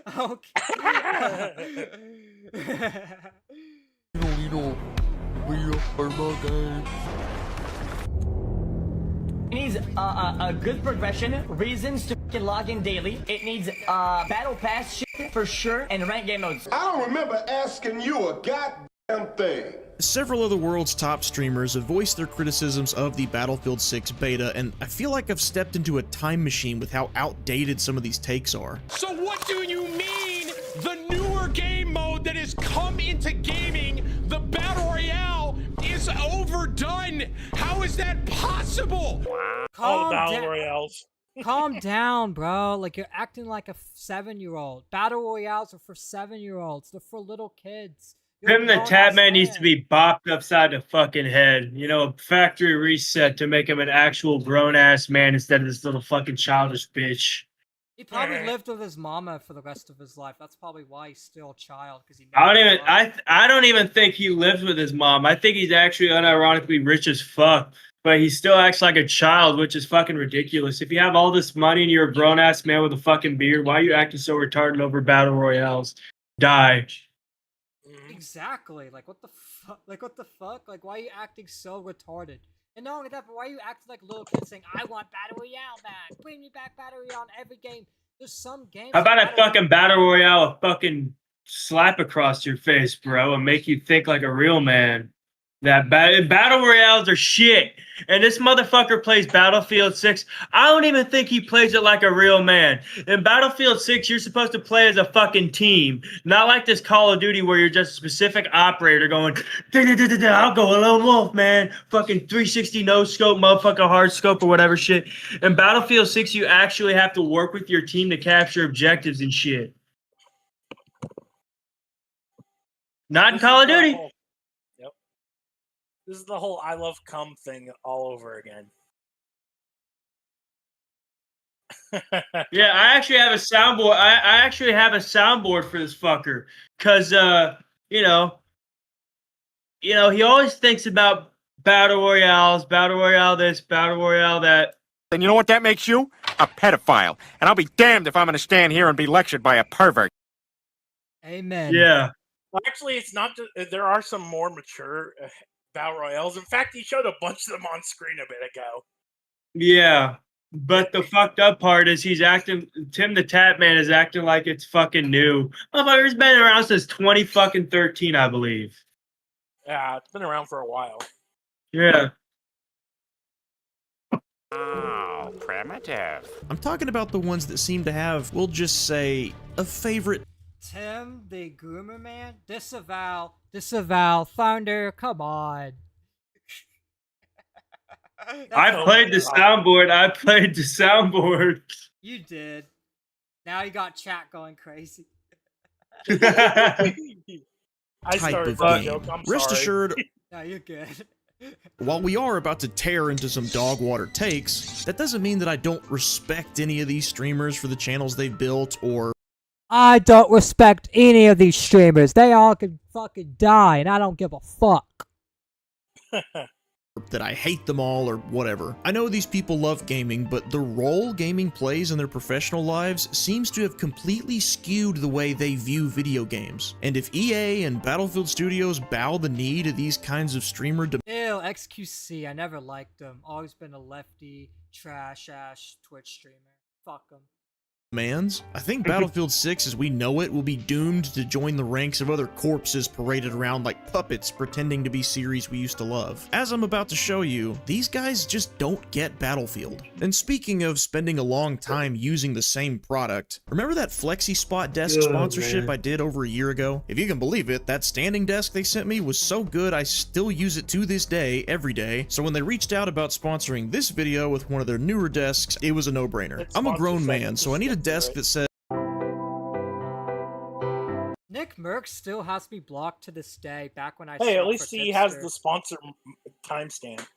Yeah, Skip it. yeah, but Nick Merck still has me blocked, and I don't know why. It's back when I called him out. Like, I don't even remember. It was about something Tipster was calling.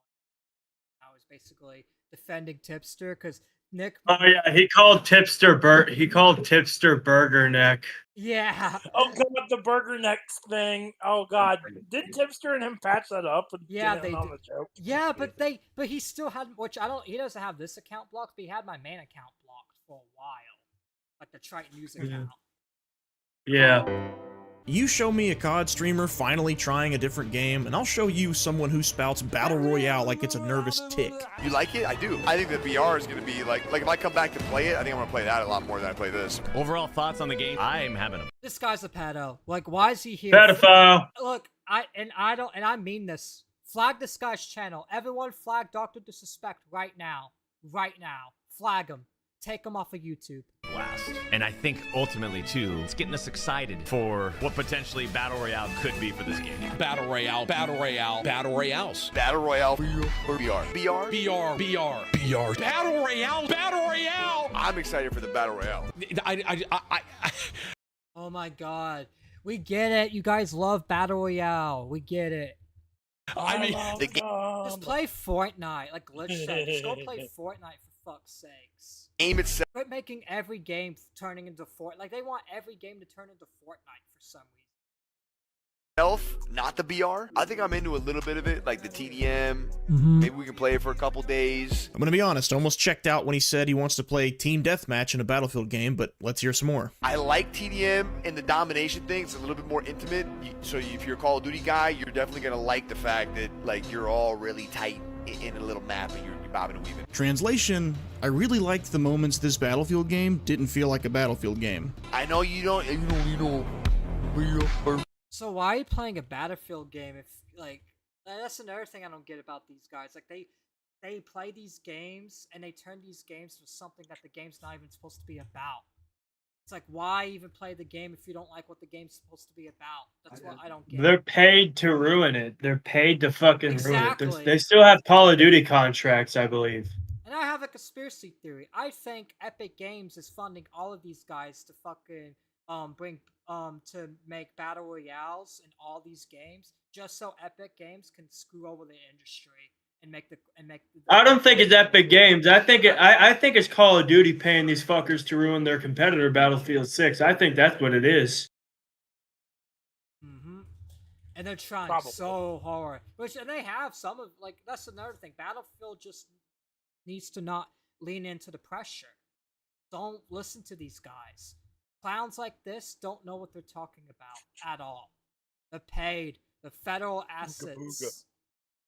Don't play it then. I'll play the BR. Sure, Nick, a BR as one of many modes would be fine, but we all know that's not how this works. And he should know, he regularly plays one of gaming's best examples of a battle royale sucking up development resources and alienating the fan base of one of the most popular series in the world. New COD games serve as little more than invitations to come play Warzone these days. I remember when BR met Battle Rifle. Titanfall 3 was cancelled to focus on Apex, and Splitgate 2 could have had far more going for it if it didn't put all of its eggs into the basket of a subpar BR reveal. A BR that's just passable doesn't fly in today's market, and I think Battlefield Studios knows this. That would be why they're using different studios to tag team different sides of Battlefield 6, including the not technically announced but obviously still incoming Battle Royale mode. But even then, do we really think EA will actually allow equal funding to updating Rush as they will their Battle Royale post-launch? The modern gaming evidence says no. Stop trying to make Battlefield like Fortnite to ruin it, you fucking clown.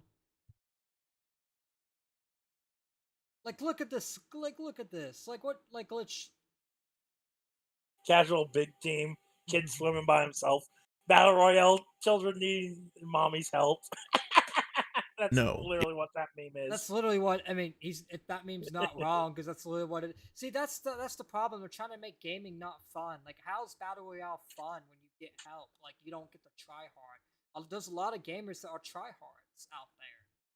If they do, great, but I doubt it. Which a BR focus might not be the end of the world if it stayed true to Battlefield's core in Fairy Tale Land, but I don't see how it'd be possible to mix Battlefield's identity of a large-scale, casual, rock-paper-scissors, class-based combat with a hyper-competitive, limited-life mode like a Battle Royale and still be able to please everyone. So we need traditional modes to stay prioritized to retain what Battlefield is. I see people talking about, like, Battlefield doesn't need to be all right. Can you guys just let us have one that like BRs? Like, I mean, dude. Can we let you have one? Can we let you have one? Don't you turn against me. I don't know you anymore. I swear to God, you guys already got one series to bend the knee. Oh, Tim the Tap Man? Yeah.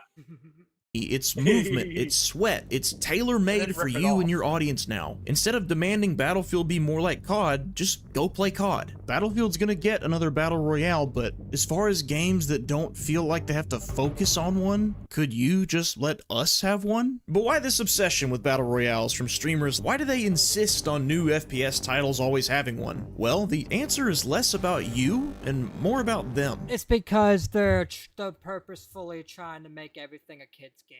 They're trying to remove everything fun from video games. I think they actually addressed that recently. How about the Battlefield situation with the hackers and aimbots? We let they Tim actually explain. Addressed it in a recent Twitter post. Streamers and sweats ruin video games. Oh, you mean like you? You're the streamer in sweat that ruins video games. Like, we really tanked did. everything? Yes. Yes, you do. You tanked everything. All your takes is literally just to ruin the games. That's literally all your resolutions do.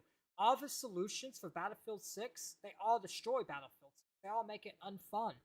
Why? Because this guy's a malicious bad faith actor, knowingly giving shitty advice just so the company can take his word and make the game shitty.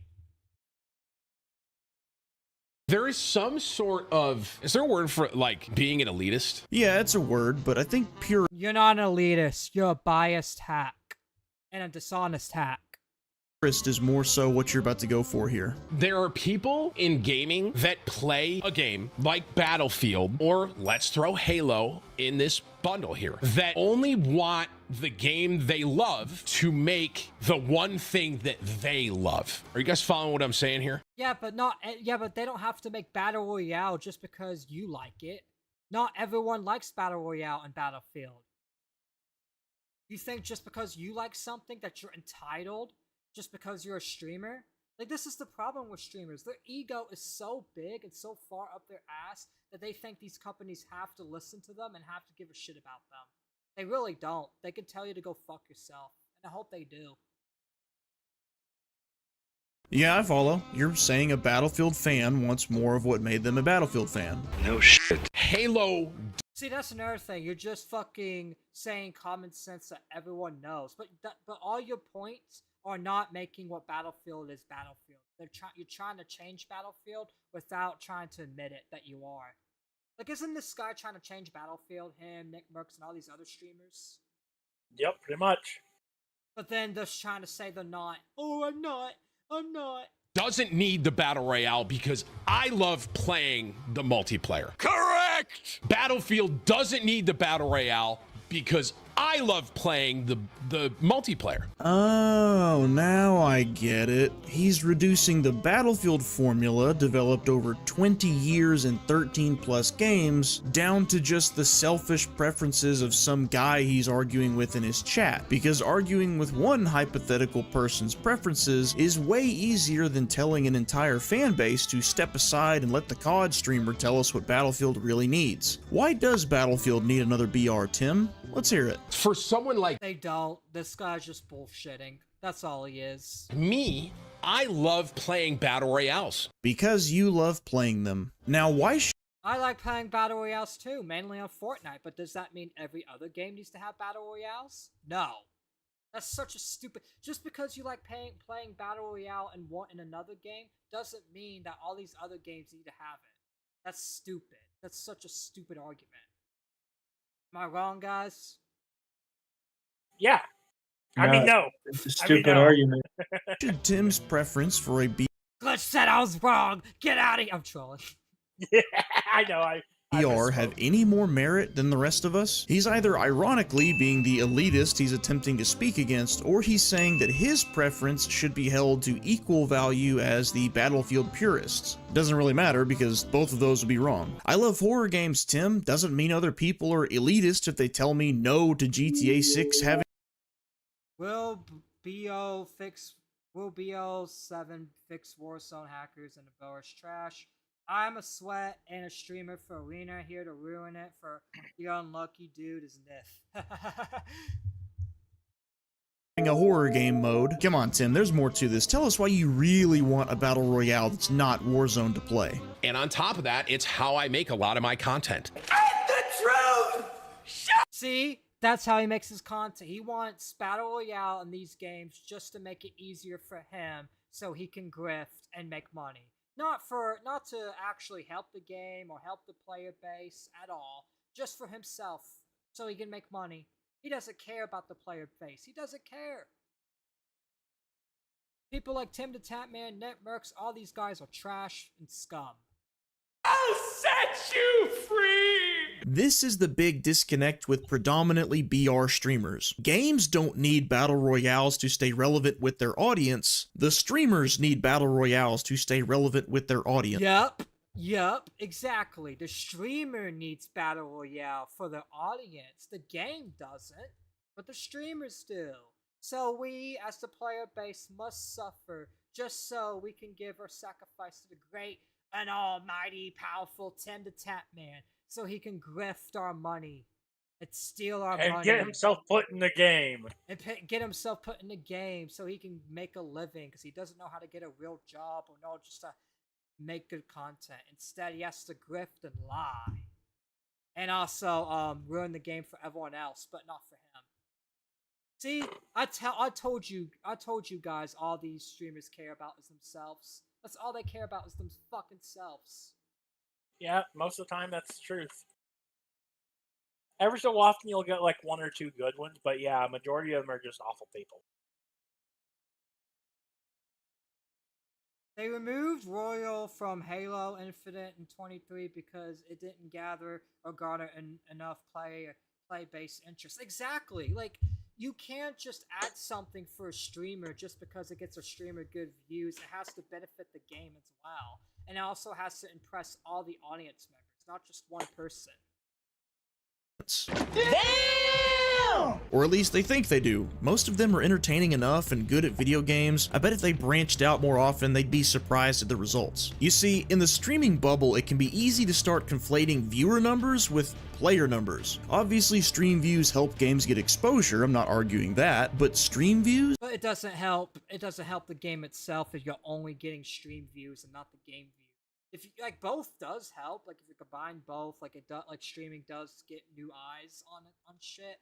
But if it's just the streamers that are satisfied and your whole player base is not satisfied, then yeah, that's where you can't really, like, you gotta pick one or the other. You gotta either side with the player base or the streamer, and you're most likely gonna side with your player base over the streamer, because the player base are the ones that pay you tons of money, and they've been there since the beginning. And not only that, but they are the true fans. Streamers are just there just to milk your game. They don't even give a fuck about your game. Like, 10 to Tapman don't even give a shit about Battlefield 6. He's just saying this he's just saying all these takes and telling these people what to do just so he benefits. He wins and we lose. That's basically what he's trying to do. And he doesn't care that we're losing, that us as the player base are losing because of him. Is not always an accurate metric for figuring out just how many people are actually playing a game. Look no further than Mario Kart World. It sold over 5 million units in its first month and I loved Mario Kart World. I love that shit playing as like a little kid. I loved Mario Kart. Oh no, Mario Kart World's the newest game, and basically it's an open world kart game. Well, I have to play it because I love the old Mario Karts. The old Mario Karts. It's on the Switch too. I don't. Do I want to buy a Switch 2? Fuck no. No. Showed 94%. In the words of Mario, no. Looks like I can't play this then. Rip. Of Switch 2 buyers got a copy of it. It was, by all available metrics, a console selling success. And how is Mario Kart World doing on Twitch? Oh. Battle Royales work really well for streaming. Every new match is like really terrible. like an episode of a TV show. There's a whole saga from dropping in, finding loot, close calls, and a final circle. If you pair that with an entertaining streamer, then you've got yourself a good live show for people to watch and engage with. These guys worked hard to create their brands, and a big part of that is managing audience expectations, so I'm not gonna knock them for wanting to maintain their numbers. If they can accept that Battlefield's identity is different from Call of Duty's, and they just want to come enjoy it, then by all means, come on in, the water's fine. No gatekeeping here. But if streamers expect the same kind of authority they have over COD's continued development over here at Battlefield, to that I say, you want a game crafted for a younger live stream audience, eh? I think you guys want that hospital. Weenie Hut General! The thing. See, the saying fuck you to the older audience, and just so they can grift off of the kids, and it's so disgusting. I would say to everyone that's saying, oh, Battlefield doesn't need a BR, we don't need a BR. There's another game that said the same thing. And that game isn't doing that hot, okay? That's all I'm saying. The willful ignorance one must exhibit to See, this guy knows he's full of shit and grifting and a liar. That's the I lied straight to your face look. Look at it. Look at this this guy's such a fucking piece of shit. Halo Infinite failed to keep its launch audience because it didn't have a battle royale is staggering. Are we talking about the same Halo Infinite? The one with so little content? No, because this guy doesn't know anything he's talking about at all. It didn't even have a Slayer playlist at launch? The one that backslid in both content and features from the games before it? The game that was competing with MCC? The game which had 0 microtransactions and 6 Halo games worth of content that could all be bought for cheaper than 1 Halo Infinite skin bundle? The game that took like 3 years of live service CPR to become a still over monetized but decent Halo game? That Halo Infinite? I guess playing Warzone for so long really has given him tunnel vision if his only metric for good game versus bad. Nah, it just means he's played Warzone so long and made all of his money on Warzone that his cock is owned by Warzone, that he has to suck Warzone cock his whole rest of his life. Like, he's basically, like, Warzone owns this guy. Warzone owns Tim the Tapman, ladies and gentlemen. Bad game. And am I wrong, boys? No. Like, this guy... You're not wrong. All he's gonna do is just praise Warzone, All he's gonna do is say whatever Warzone wants him to say, so he can get a quick, nice paycheck. Yeah. Is whether or not it has a battle royale. If we're gonna ignore the quality of a game's launch with Tim's logic here, technically Halo Infinite had 2 main battle royales, one official and one made by the Forge Falcons. Why didn't you play it on stream more than like once, Tim? Let's go! Because he knows it's shit, and not only that, but he has to keep the Warzone grift going, or otherwise Warzone's gonna get mad at him. He'll make you like, this is why you don't sell your soul to any game company or anything, even if you get millions of subs, because yeah, you have millions of subs, you're rich and all that, but you don't get to make your own decisions. The company does, and you're owned. You're not your own person. That's why I hope I am a small creator forever, because at least I'm my own person. I can say what I want, and I'm not controlled like this guy. This is actually fire. Where were you and where were the swarms of Battle Royale fans ready to make this game successful? Better yet, why isn't Battlefield 5's Firestorm in its 7th year of prosperous live service? Could it be because Battle Royales are not a guaranteed lifeline regardless of a game's quality? Keep these Call of Duty guys off this. We don't need a battle royale. We don't need it. I got news for y'all, man. I'm gonna tell you something. This is kind of hot. You guys don't need Battle Royale. Battle Royale's for little kids, and COD is not a game for little kids. I'm sorry. Little kids can go play Fortnite and all the other shit, but you need to stop trying to ruin all these other games just because you want to make a quick buck. If this game BF6 flops, that may be it for Battlefield. Someone Can just we said have an in his chat, flash me, bro. I see. Yeah, because even his own chat knows he's full of shit. this conversation here? Yeah, we can have one. See, look, tell us about Battlefield 6. See, he's just gonna shit on it.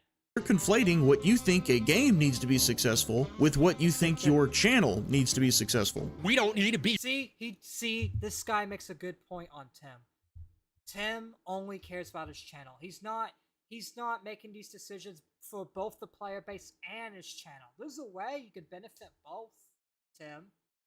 There's a way, but you just don't want to take that way because you rather benefit more than the actual game because you only care about yourself. You don't actually care about You don't care if the game succeeds or not. You just care about if your stream succeeds or not. That's it. And it's like, why even come on here if you're just gonna, like, that's another thing. Be like, all these creators are not, like, why even be a content creator and you're supposed to be trusted if you're just a lying piece of shit and you don't even care about the game? Why even cover the game if you're not gonna even care about it? That's what I don't get. BRR. Battlefield doesn't need a BR. In my opinion, this may be a hot take. You can Definitely hot. And it's only hot not because you came up with it, because your handler told you to. Your handler's telling you to say this because your handler thinks it'll make you a lot more money.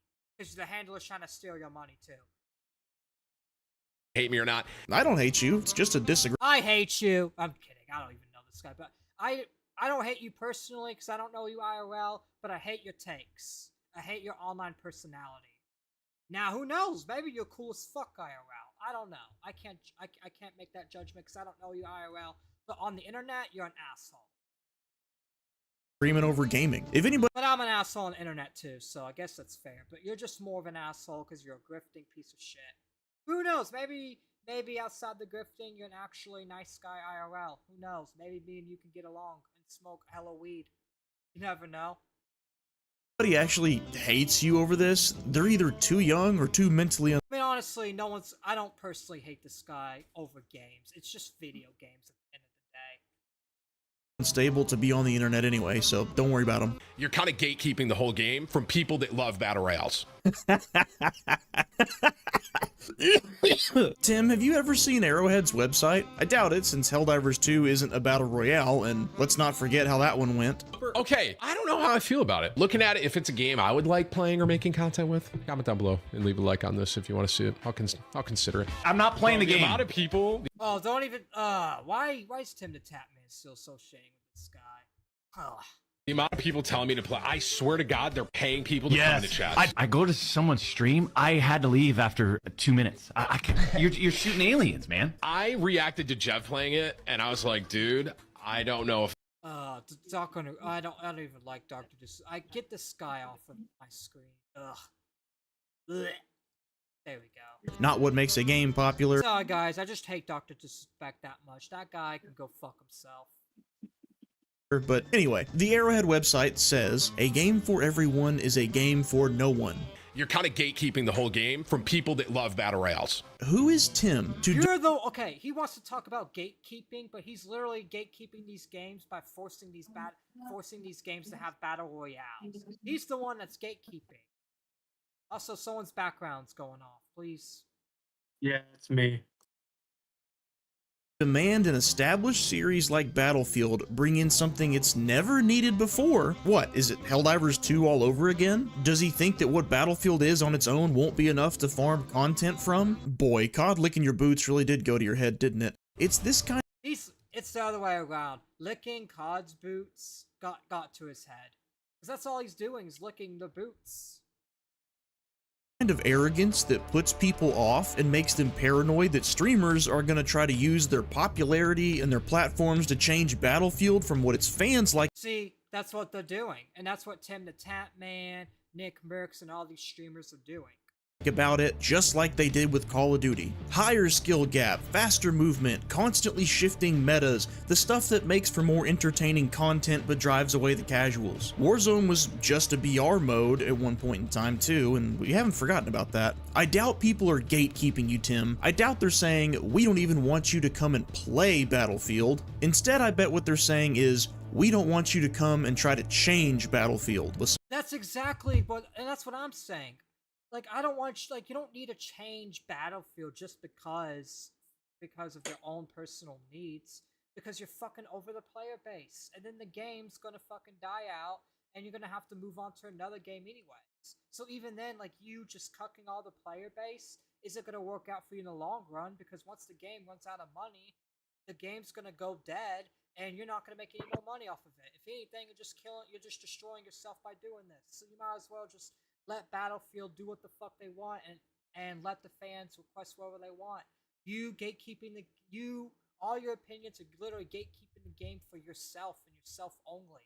Not for the fans. You're not saying, oh, what does fans want? No. It's all about what I want, and what I want needs to happen, or you're gatekeeping me. You deserve to get gatekeep because you're not the fan base. You're from COD. You don't even like Battlefield, bro. Some of that same influence that helped change Call of Duty. It's not gatekeeping to say, you're invited to the party, just don't break anything in the house. You know what? Forget GTA 6 having a horror game mode, Tim. I like point-and-click story games, and if you don't want COD to put development money and resources towards a point-and-click story game mode, then you're selfish elitist and you're gatekeeping Call of Duty. Everyone's talking about See, and watch Tim the Tap Man try to take this seriously. Firestorm. I did play Firestorm. I did play want Firestorm. all my games to be like my favorite game, and if they aren't like that, then no one should play it unless it adds the mode that I like from the game I always play. And if you disagree with me, you're a piece of shit. See, you don't know how so on point you are. That's literally this guy's I know. mindset. I've been watching the whole stream, dog. Like, I know. In my opinion, didn't hit. I bit the bullet. Okay, like let me be honest here, right? I didn't want to play Halo Infinite. I waited on it. I'm glad I didn't play it on launch, but when I did play it and I went through the whole campaign and went through most of the game, I was like, this ain't too bad. Played the multiplayer, it was pretty okay. But the thing is, I love Halo to death, right? That's one of the games I grew up on. But you don't see me sitting there saying every game needs Slayer. Every game needs so-and-so. That's retarded. Exactly. And that's another thing too. This guy also literally only cares about himself and he's fucking over the player base, because he's literally saying, oh, he needs battle royales. Like, Nith, as a Battlefield, I know you're a Battlefield. I was watching most of the stream. Do you think Battlefield should have battle royales? I don't think it's necessary because Battlefield's never needed battle royales. In fact, there's so many games where they're purely a battle royale game, and that's what they excel in. The people that are playing COD Warzone are only playing Warzone because they don't like like PUBG or Fortnite or they want to stick to Call of Duty's system at the end of the day. They don't give a fuck about actual battle royales. They only give a fuck about Call of Duty. And they just got to do whatever they can to make that point. Because they don't want to admit that they don't want to play in someone else's game. That's it. Like, if you're good on a system where if you're doing good in every game you play, because that game that you're playing has a very easy learning curve, and you're able to consistently get multi-kills, or you're consistently doing good in Warzone, why would you switch it up? Why would you want to play something else? You're already doing so good on your own. Why would you give yourself the challenge? And fucking your win streaks or whatever, or your good clips that you're getting already in a game to begin with. You know what I'm saying? I feel like he's Why shoot yourself? I feel Why like shoot yourself in the foot that's why I think instead of sticking to the shallow side of the pool? that's why I think either two things. One, this guy's dumb and he doesn't know what he's doing. Or two, he knows what he's doing and there's someone behind the scenes in his ear telling him to do this to ruin Battlefield 6. I need to walk through, and I'm gonna head out like right now. I got PPTO I put in. Hey, Clip. Exactly like it could have been. Okay, so now we are acknowledging that a game's quality can factor. Bitching about Dark Souls being difficult, right? Like when people were complaining about Dark Souls 3 or Dark Souls 2 or whatever, or even Elden Ring, it's like get good at the game. That's all you got to do. And the fact of the matter is it's one of those games with a heavy learning curve. It's one of those games where you got to learn. You can't just go into every fight blind. Exactly. It's a strategy game, really. So the fact of the matter is like, I feel when it comes to the Warzone players, they don't want to have to admit that Call of Duty is running like shit and has been running like shit for a long time. That's all it is. Into a game's success when it benefits your. And you're not Because if you admit that, because if you admit that the game you've been playing for years that you're doing amazing on is only because you've been playing that same game for multiple years, then the other streamers that are doing more than just that game make you look like shit. Because, like, for example, I could get like a triple kill in BO6, but I can also get, an instant win combo in Arena in almost every game I play.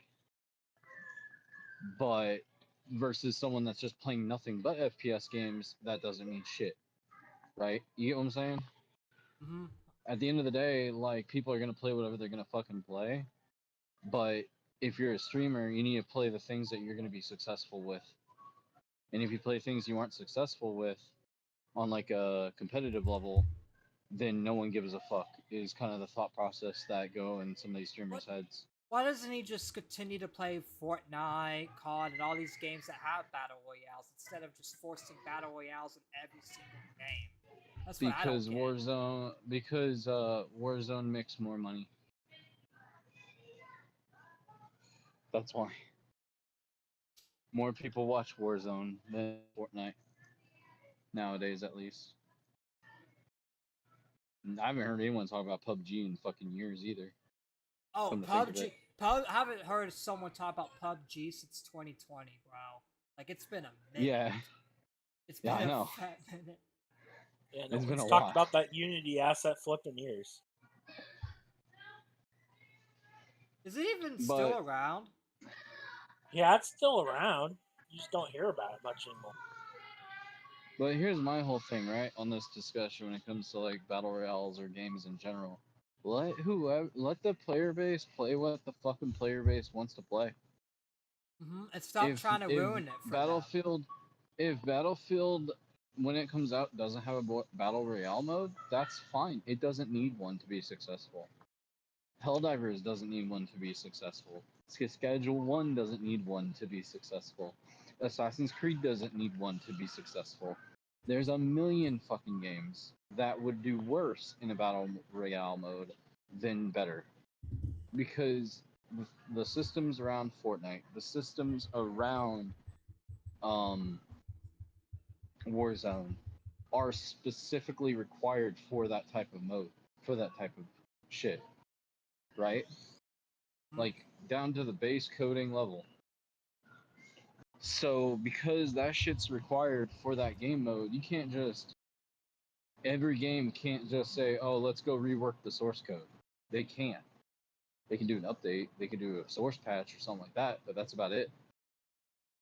And it's stupid to try and change shit that's been successful. It's like the problem with Infinite. Like, no one's playing Infinite. They're all playing Master Chief Collection because I don't got to spend $50 to unlock a skin on Master Chief Collection. But I do on Infinite. And that's the problem, So, yeah. too. It's just, that's the problem that I have with all these streamers is they're trying to change it and they're fucking over the player base and they're not even considering, oh, wait, the player base doesn't like it. And this is the exact similar kind of problem that happens in the Magic Arena, actually. You got a million streamers that are doing Arena, or however many doing Arena, and, like, you get a lot of people, like, looking over the set, like, when a new set's announced or whatever, and looking over it on Arena specifically, and they're like, they'll dig into the set and they'll be like, this is gonna be really, really good. This will be perfect card right here. And then those prices before that, like, even pre-release happens, are sitting at like fucking $80 for a card, or they're like skyrocketed up there in cost, right? Because they're fluctuating the market. Because then, like, my favorite streamer told me this card's really good, so I should run this card. And then you run it in your deck, and you're like, wow, this is dog shit. Why the fuck did I put this in here? The amount of people that happens to, and I've been in that same boat, is just wild. And it's fucking funny. But it also happens on Hearthstone too. Hearthstone has a battle royale mode. It's kind of weird. Argument, I guess. There were things about Firestorm that Hearthstone has Battlegrounds, which is a very, very weird battle royale mode. To me, from a battle royale, like, for a card game, it's entertaining. What Magic needs to do is load up Commander on it. But alas, to stay on topic with the conversation, not every, like, the Tatman's just being dumb. That's my honest opinion. I think he's being dumb. He doesn't know what the fuck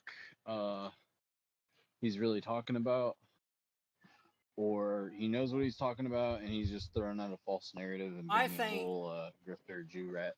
I think he's I think it's the second option. I think he knows what he's saying because there's like earlier. I don't know if you watched it. I don't know if you're like looking, but when I was talking about his, like, he literally, like, earlier in the clip, his face, like, he had a guilty face after, like, smiling, like he knew he was telling you bullshit.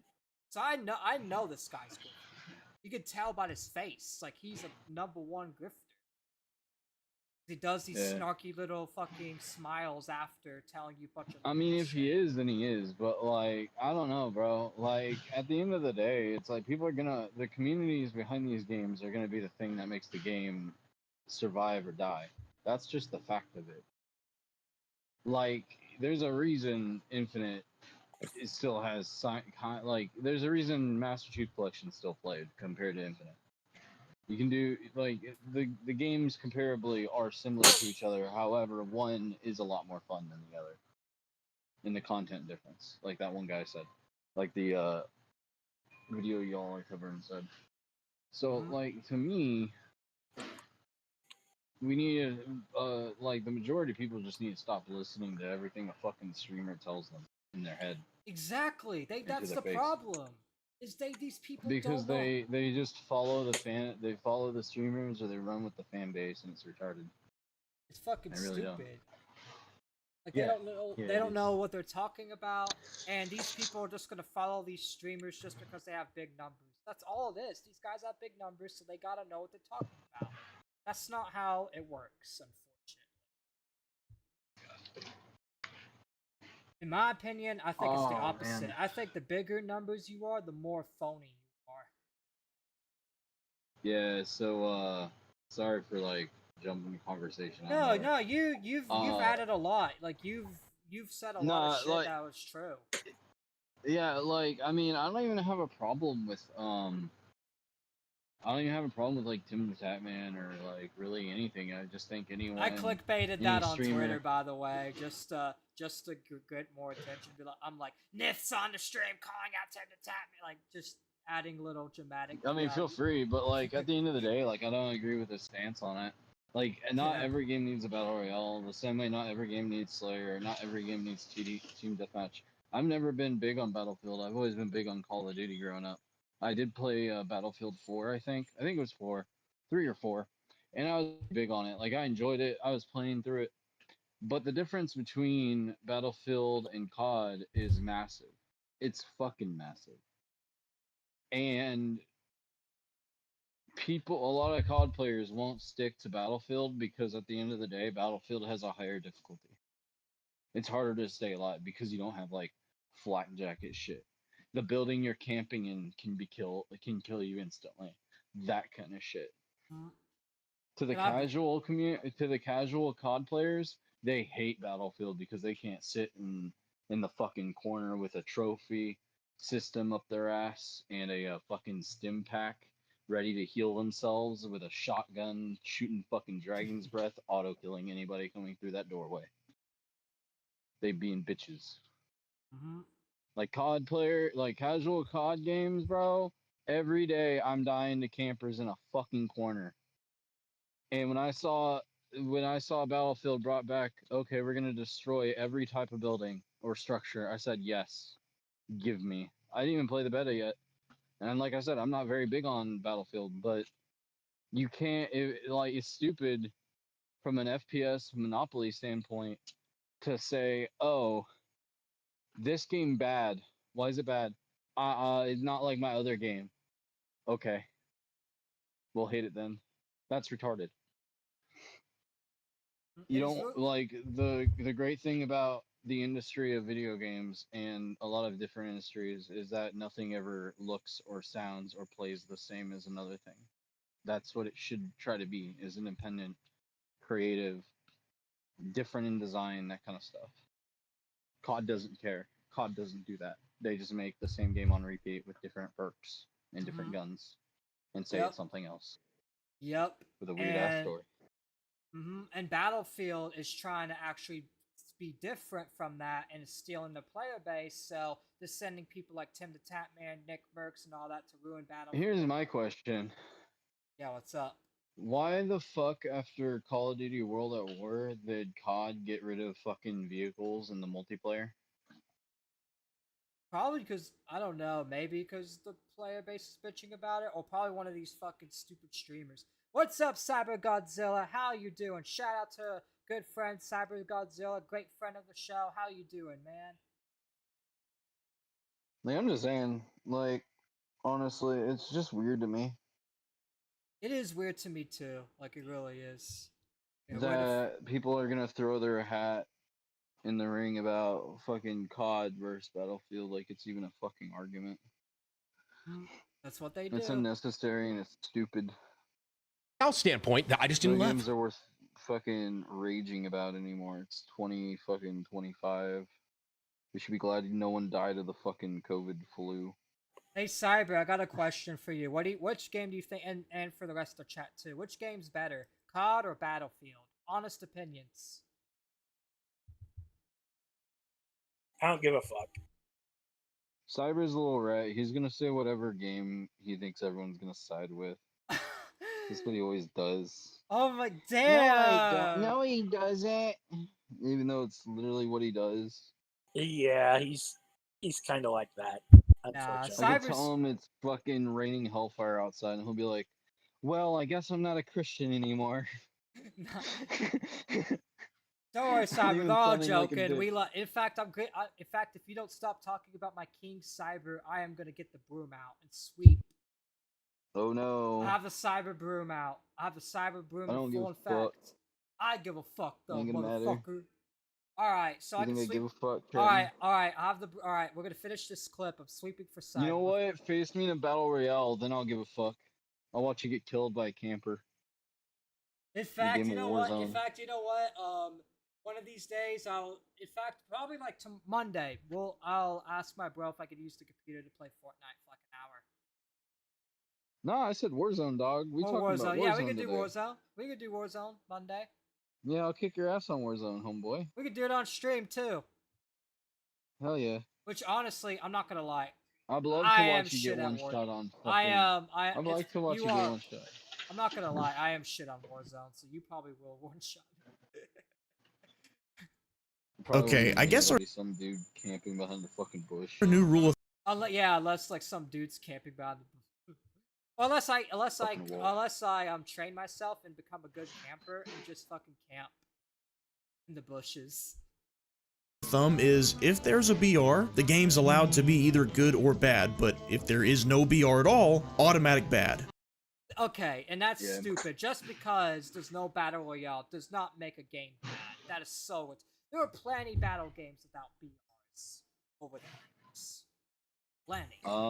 I think my favorite game, like if battle royales were as good as they were.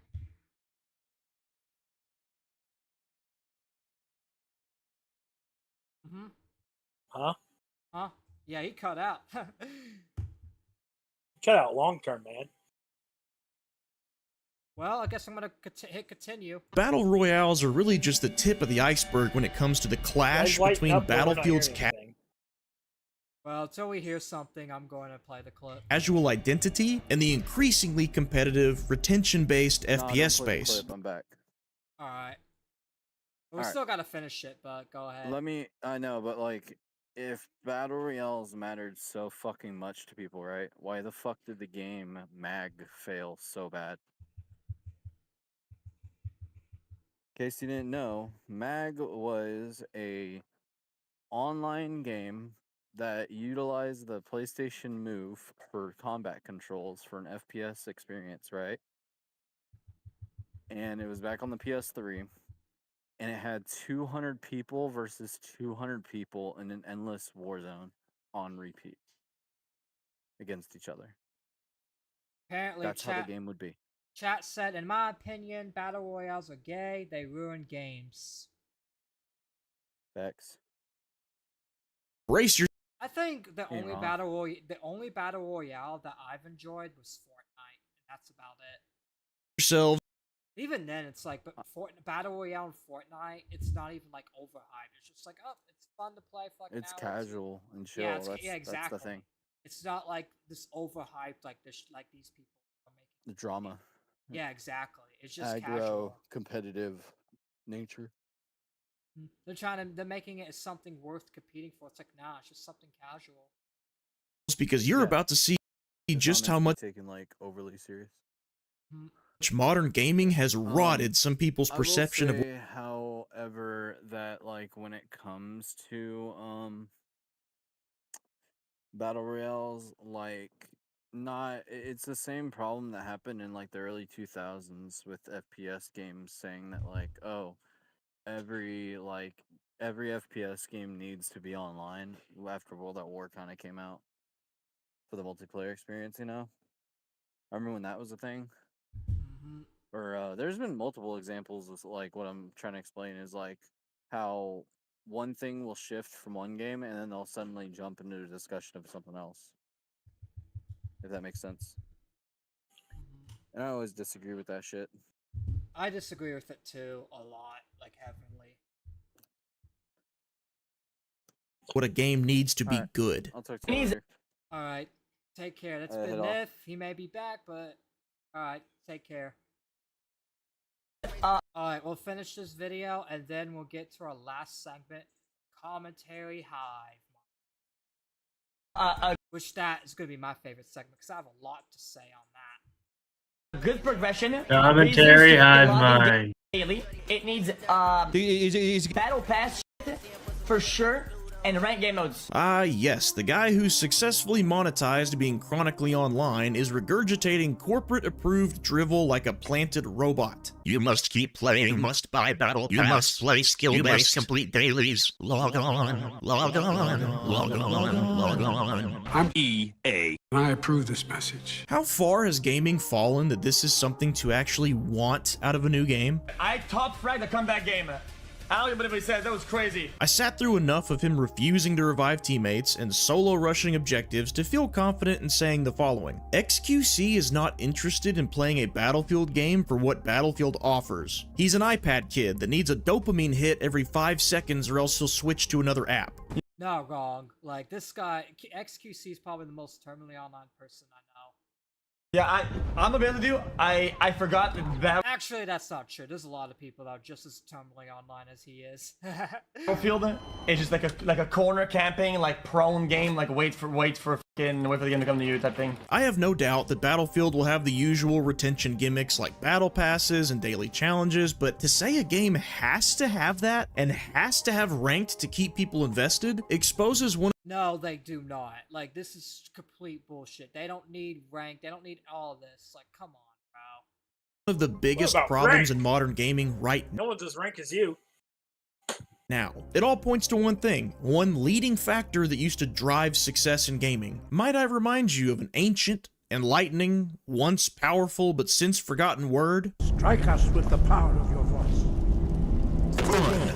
If somebody wants to make the case that player retention tricks like skill-based matchmaking or login rewards lead to longer playtimes and more logins, they'd technically be correct. Which is the problem. Psychologically engineered methods to keep people playing to squeeze the live service juice out of a game for as long as possible has taken priority over pure fun, original ideas, or innovative mechanics. XQC argues that Battlefield needs these gimmicks to stay alive. I argue that it's okay for a player base to move on and for a new game to come out. We are not the same. Oh, this I don't like. You should not be able to use 2 primaries in a game like this. You can position yourself to have the perfect weapon in every single scenario, which kind of sucks. It's limited to shotguns, DMRs, and SMGs. I guess that's better. I don't know. The shotguns look broken. Shroud never got on a pedestal about how Battlefield wasn't competitive enough, and he seemed to have fun overall, but I still included this clip because I think it gives us a good, candid glimpse into the mindset of a guy who streams mostly competitive games for a living. I really don't like that. I need to see what it looks like from a live perspective when people do high drops. Oh god, that. Ugh. Oh, scope glint? Really? We're doing scope glint? Like with the BR streamers or XQC, the context behind why a streamer has the preferences they do, it's important for counteracting any hive minds that start to pop up. And with these clips from Shroud in particular, I think his background in competitive gaming makes him more likely to criticize anything that offers a competitive disadvantage. Anything that tips the scale too far in one direction, no matter. Finally, a streamer that knows what they're talking about. The reason. Sniper glint, giving away your position. Carrying a second primary so assaults are more equipped to push the front line than any other class. A landing roll that gives you a delay before you can react to what's around you. He's not wrong, these things do have their disadvantages, and he's not demanding everyone else accept his personal criticisms like someone else in this video did. Yeah, like this guy who's saying everything that I say has to go, otherwise I'm mad. Like, I pooped a little. Look, and this is the Nith. That's what it looks like. Hold on, yeah, Nith, if you're still watching, that's the smile I was talking about. That's the smile of a liar.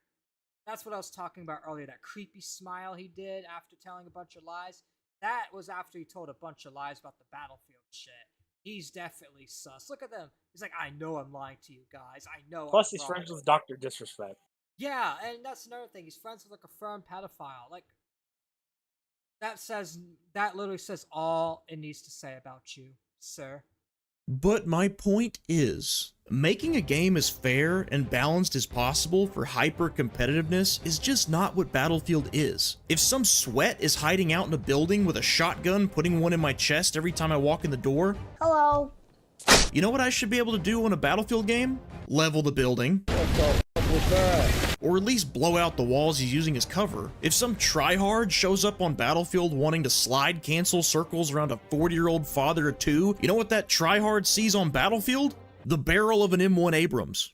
Battlefield in a nutshell is either you getting blasted by some BS, you blasting your enemies with some BS, all while working with your squad and team to counter whatever the other team's throwing at you. The balance comes in from the classes and vehicles, which is why I still think weapons should be class locked. When it retains its identity, Battlefield is absolutely not balanced in every encounter, and that's by design. Sometimes you're going to turn the corner and see 17 sniper glints like you're at a concert. Bring in the tank. Sometimes the building you're in is gonna collapse on your head and you have no clue why. No worries, a squad mate will get you back on your feet, as long as it's not XQC. Like with the Battle Royale argument, I don't think you can mix the fundamentals of Battlefield Sandbox with the ultra-focused balance that competitive play needs and be able to make everyone happy. So just stick to what Battlefield is and don't worry about competitive play or arbitrary retention tactics, or just don't make a Battlefield game. Make something else, it's that simple. It's too early to tell if Battlefield 6 will be great, just a return to form but not exemplary, or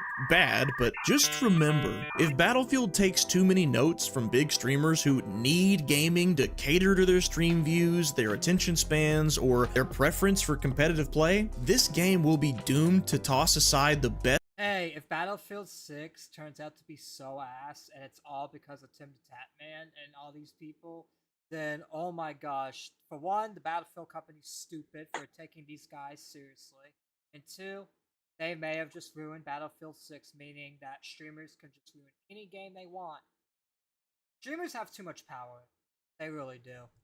Alright, so that's that segment.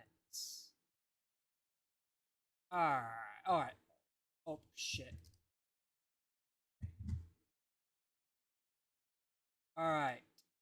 So I'm gonna get... Alright, so Dan, Glitch, can y'all take over the stream?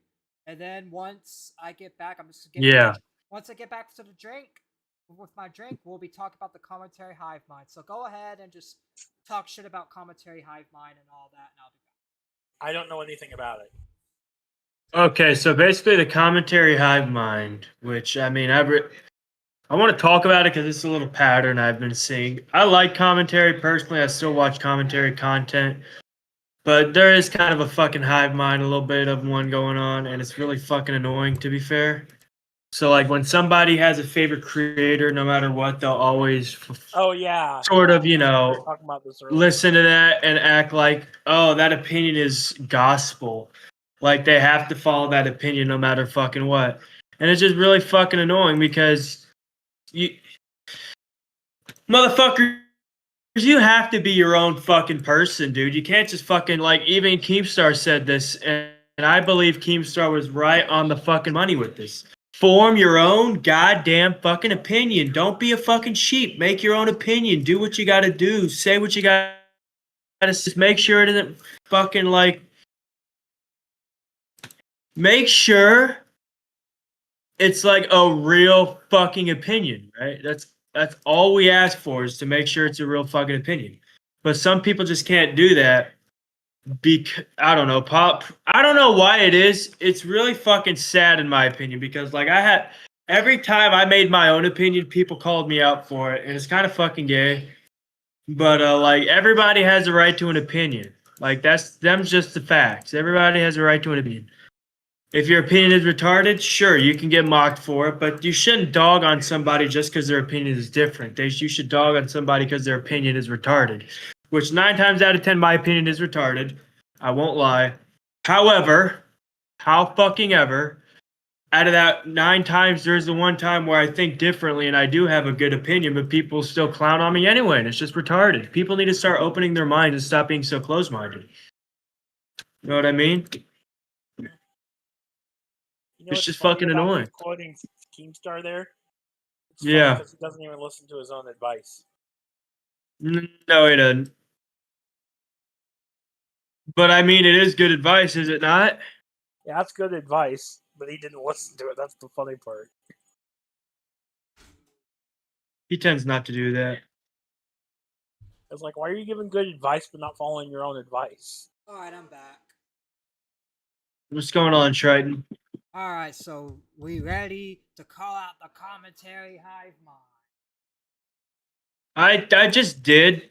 I was talking about how, like, the Commentary Hive Mind is basically people following what their favorite creators say like fucking gospel, and it's just fucking stupid. I hate it.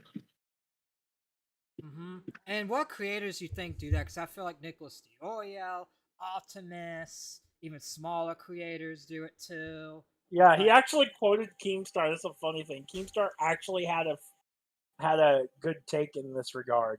Yeah, but even though he didn't follow his own take.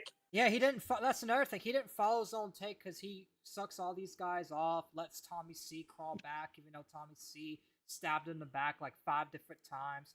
But for some reason, Daddy Keem always has to let Tommy C crawl back.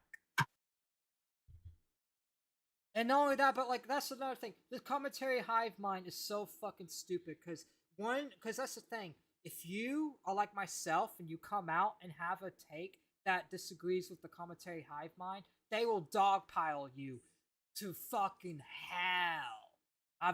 Yeah, I was just saying that. Yeah, I was saying that, and it's true. Like I was just saying how like if you have one, like 9 times out of 10, my opinion is retarded. I get that, right? I understand why people can make fun of it. But the one time I have a differing opinion that isn't retarded, I still get clowned for, which is just fucking ridiculous, dude. It's annoying. Because you're independent. Yeah.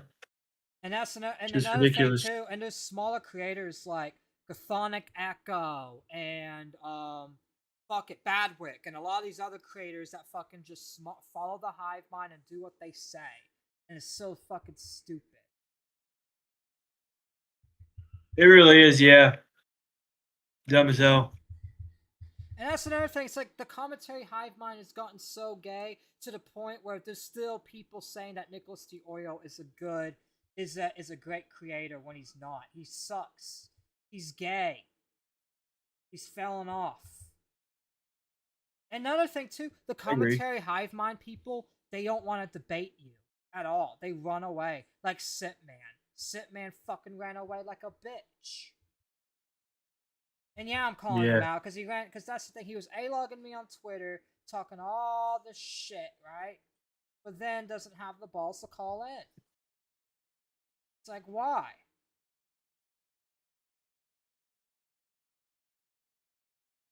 That, my dear friend, is the $1 million question that we will never know. And that's another thing too. It's like Sitman refused to fucking call in and defend the commentary hive position. A lot of the commentary hive people refuse to call in. Andy Worski refuses to call in because Kino Casino also involved in commentary hive mind too. In fact, I don't know if you saw this, but Keemstar recently got Josh Moon's YouTube channel back and Andy Worski's YouTube channel back. That's another thing. Yeah. What I hate about the commentary hive mind. If you play into the commentary hive mind, you get special privileges like Keemstar helping you out behind the scenes. When's the last time Keemstar or any of these fucks in power have helped out a smaller creator like ourselves when we needed help? Oh wait, they laugh at us and turn the other direction. Because they don't give a fuck about smaller creators. They don't give a fuck about themselves and the hive mind and the circle jerk. That's all they care about. They don't care about anything else but the circle jerk and just sucking off each other. That's another thing too.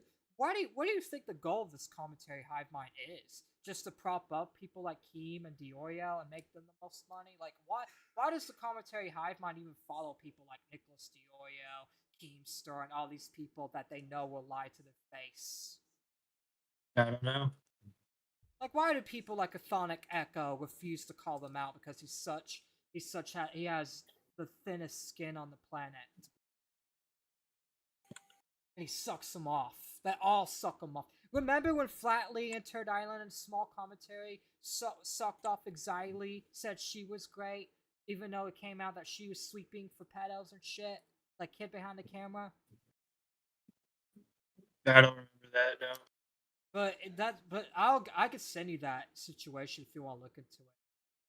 With the kid Sure, go ahead. Thing. But yeah, like Xylee fucked up real bad on that. But that's another thing too. They pick and choose who to sweep. They call people pedos for stupid as shit just for disagreeing with them, right? But they'll sweep for actual pedos, like Kid Behind the Camera and Andy Worski. And you have to ask yourself, why? Why are they picking and choosing, putting actual predators in power but will call someone that just disagrees with them a pedophile. I don't know, dude. It's just so fucking stupid. Commentary picks and chooses what they sweep, and that's another thing. We need to spread centricism. We need to spread centrist ideas in commentary. Think for your own self, guys. Think for your own self. Go with your own values. Don't go with all these other people's values. Don't be going into the commentary hive mind. Believe what you want to believe and say what you want to say. Don't fucking just censor yourself for the hive mind. Because a lot of people like Badwick and Chthonic Echo do that. They fucking censor themselves for the commentary hive mind, and it's bullshit. Yeah.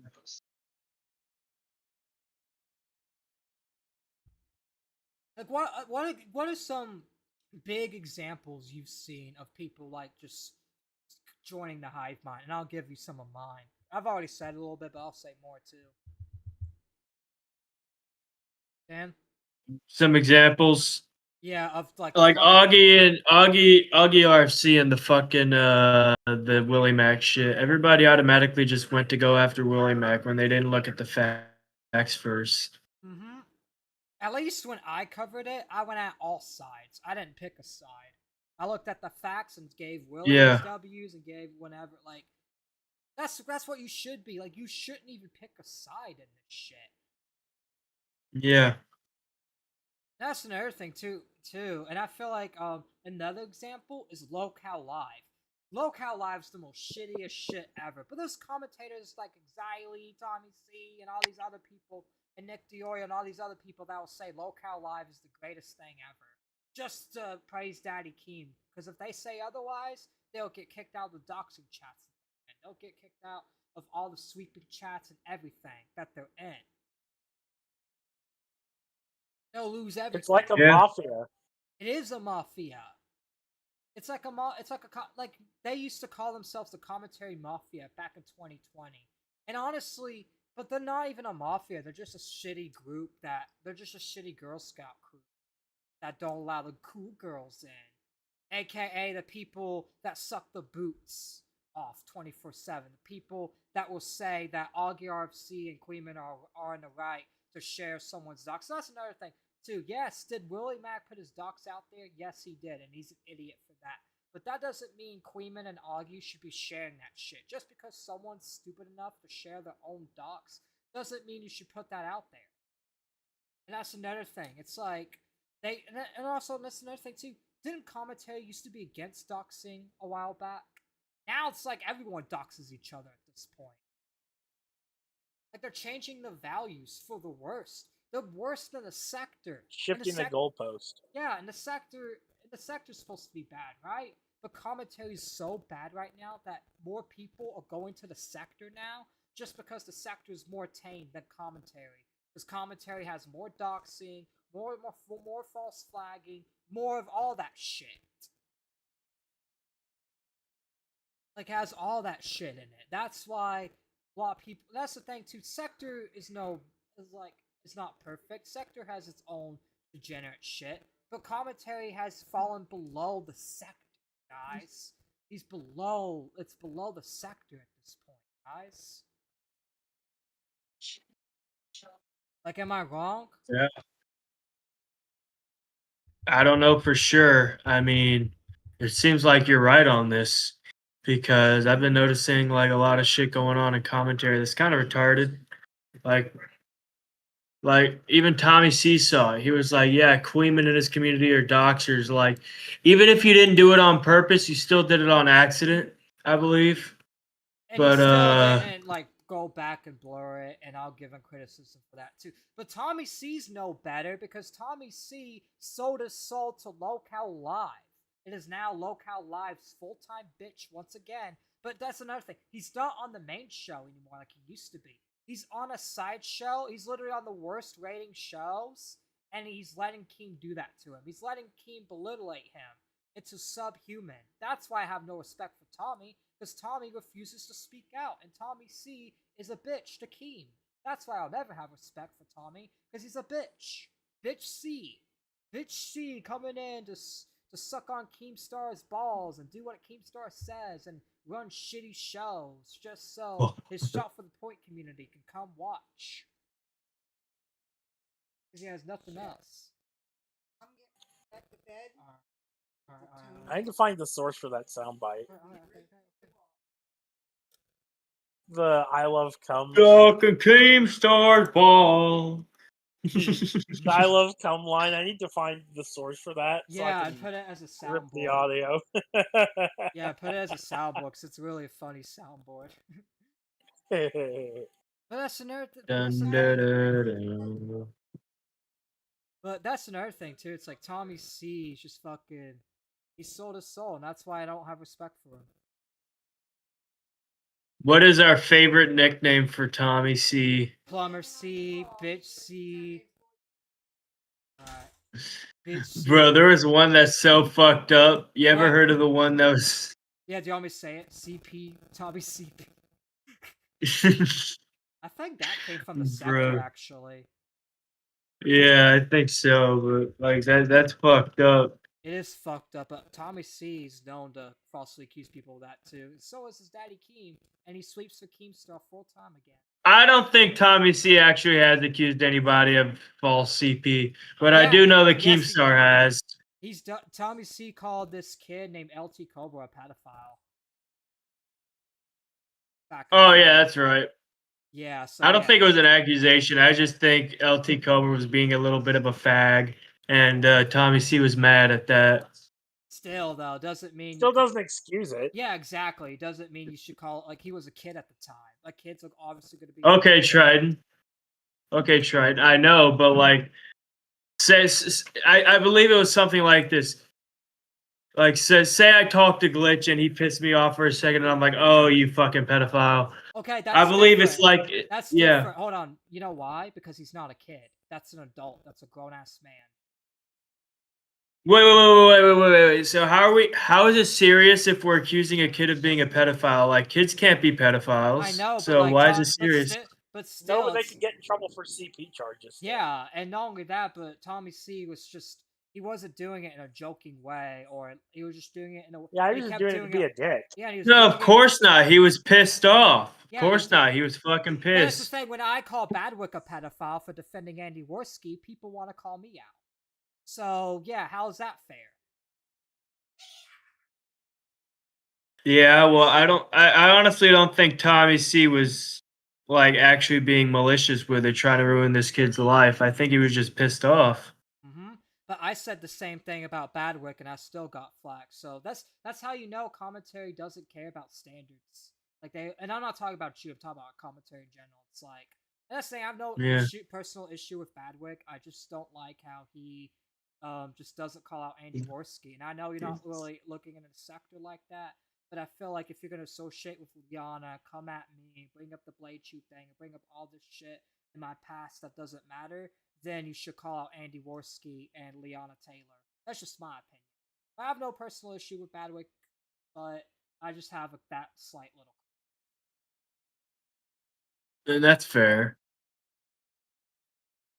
And that's not just for Badwick, that's for Sitman and all these people that refuse to call out Worski and Liana, that are all friends with Liana, but want to call me out for something for people that are not even in my server anymore, because they want to say, oh yeah, this person new server, but they're not in there anymore. I banned them out for what they did. But Liana still's dating she's literally dating Worski, who's done fucked up shit. In fact, but it's done like sex and 15-year-olds and shit. We could play the clip if you want to get into that, Dan, if you want to see that part. Maybe. It's only like a minute clip too. Sure, we'll do that. Yeah, let me find Then I got to get ready to go to work. We'll end the stream after too. This will be our last. This will be our last segment actually. Good thing. Because we had a good 3 hours. Oh, I see. Oh God, that. Ugh. Wrong clip. All right.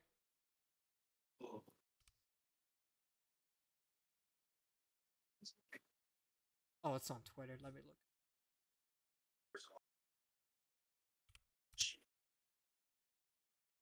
Where's my? There it is. All right, there's the account.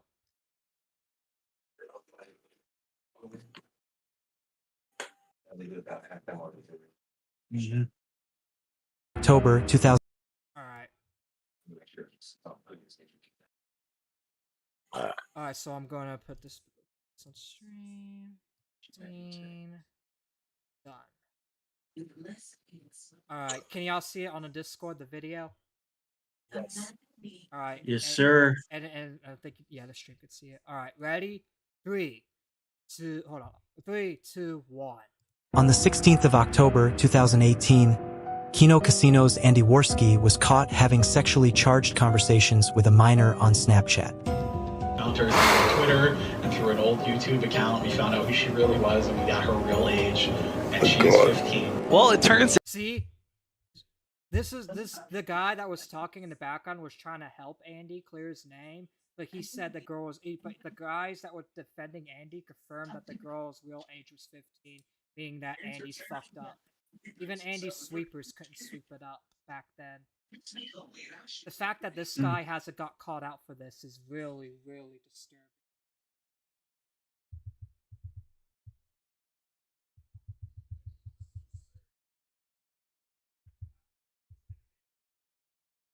Alright, continue.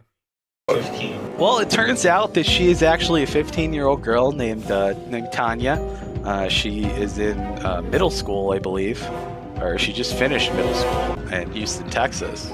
But it was freaking Andy Worski. I've looked up to him for a while. That were pictures exchanged. Yes.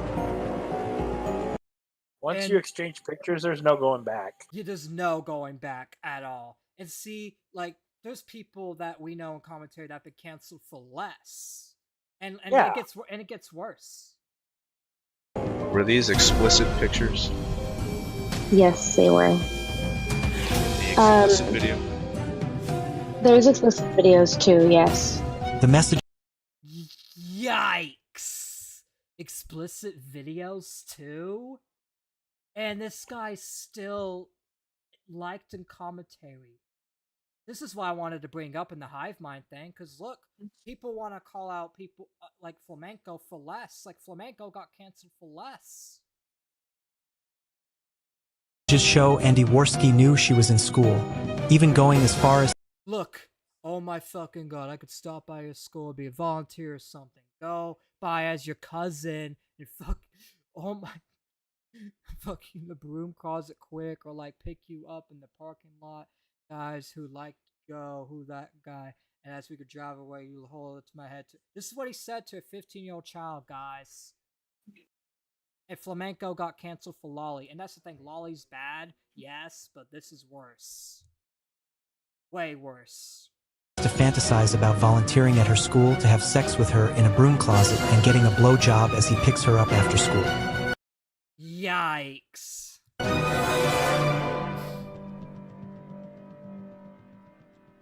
There we go, and this is from a guy called Caesar. Make sure you go give him a follow on Twitter. Go back. So before we head off, what is your final takes on the whole commentary hive mind and the whole Andy Worski thing too? Because that shit just got dark really quick. Real quick. Like, that shit was dark real fast. And everyone in commentary still likes these guys. They support these guys. They dick ride, like, commentary dick rides the Kino Casino, even though Andy Worski's exposed for that shit. Like, it's so fucking sad and disgusting. I'll just say it's retarded. Like, why do you, like, It's really retarded. I want yours and Glitch's perspective. I'll give mine too. Why do you think commentary sweeps for Andy Worski so much, knowing all this?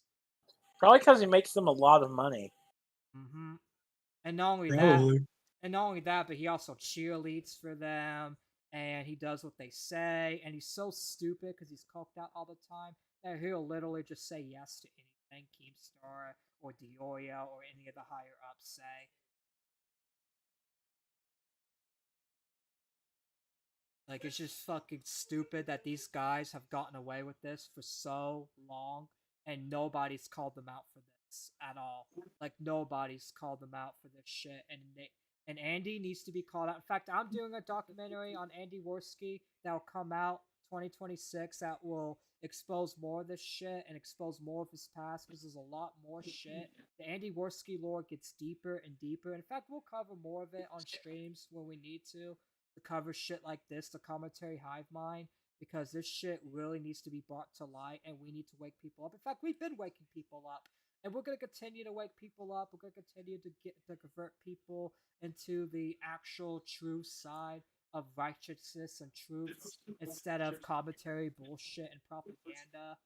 And I know we can do that. And we will also expose scumbags like Worski who don't just like once like Glitch said, once you show exchange pictures, there's no going back. And Worski should have lost his platform a long time ago. In fact, PPP used to call Worski out for this. Now PPP sold his soul. That's why Godwinson and all the writers' room walked out on PPP. Because PPP sold his soul to Worski, knowing all of this shit. Because PPP used to expose Worski constantly, and used to be a Worski A-Law. But now sucks Worski off on the Kino Casino, and is his bitch boy. Like, it's just so fucking sad, guys, like how far these people have fallen off. Is there any more final... Far the mighty have fallen. Is there any more final thoughts on the commentary hive mind before we sign out? Not really. Glitch. They're just gay. Is there any more, Glitch? No, I don't have any more. Alright, well, thank y'all for coming on the show. I appreciate both of y'all. I'm gonna go do the outro. I'm gonna leave call, but I'll come back and lounge in like a second. Alright, guys, it's been me, your boy Triton of the Ravencast. It's been a great show. Make sure you guys like the channel, go subscribe, and join the Discord and support the show. It's me,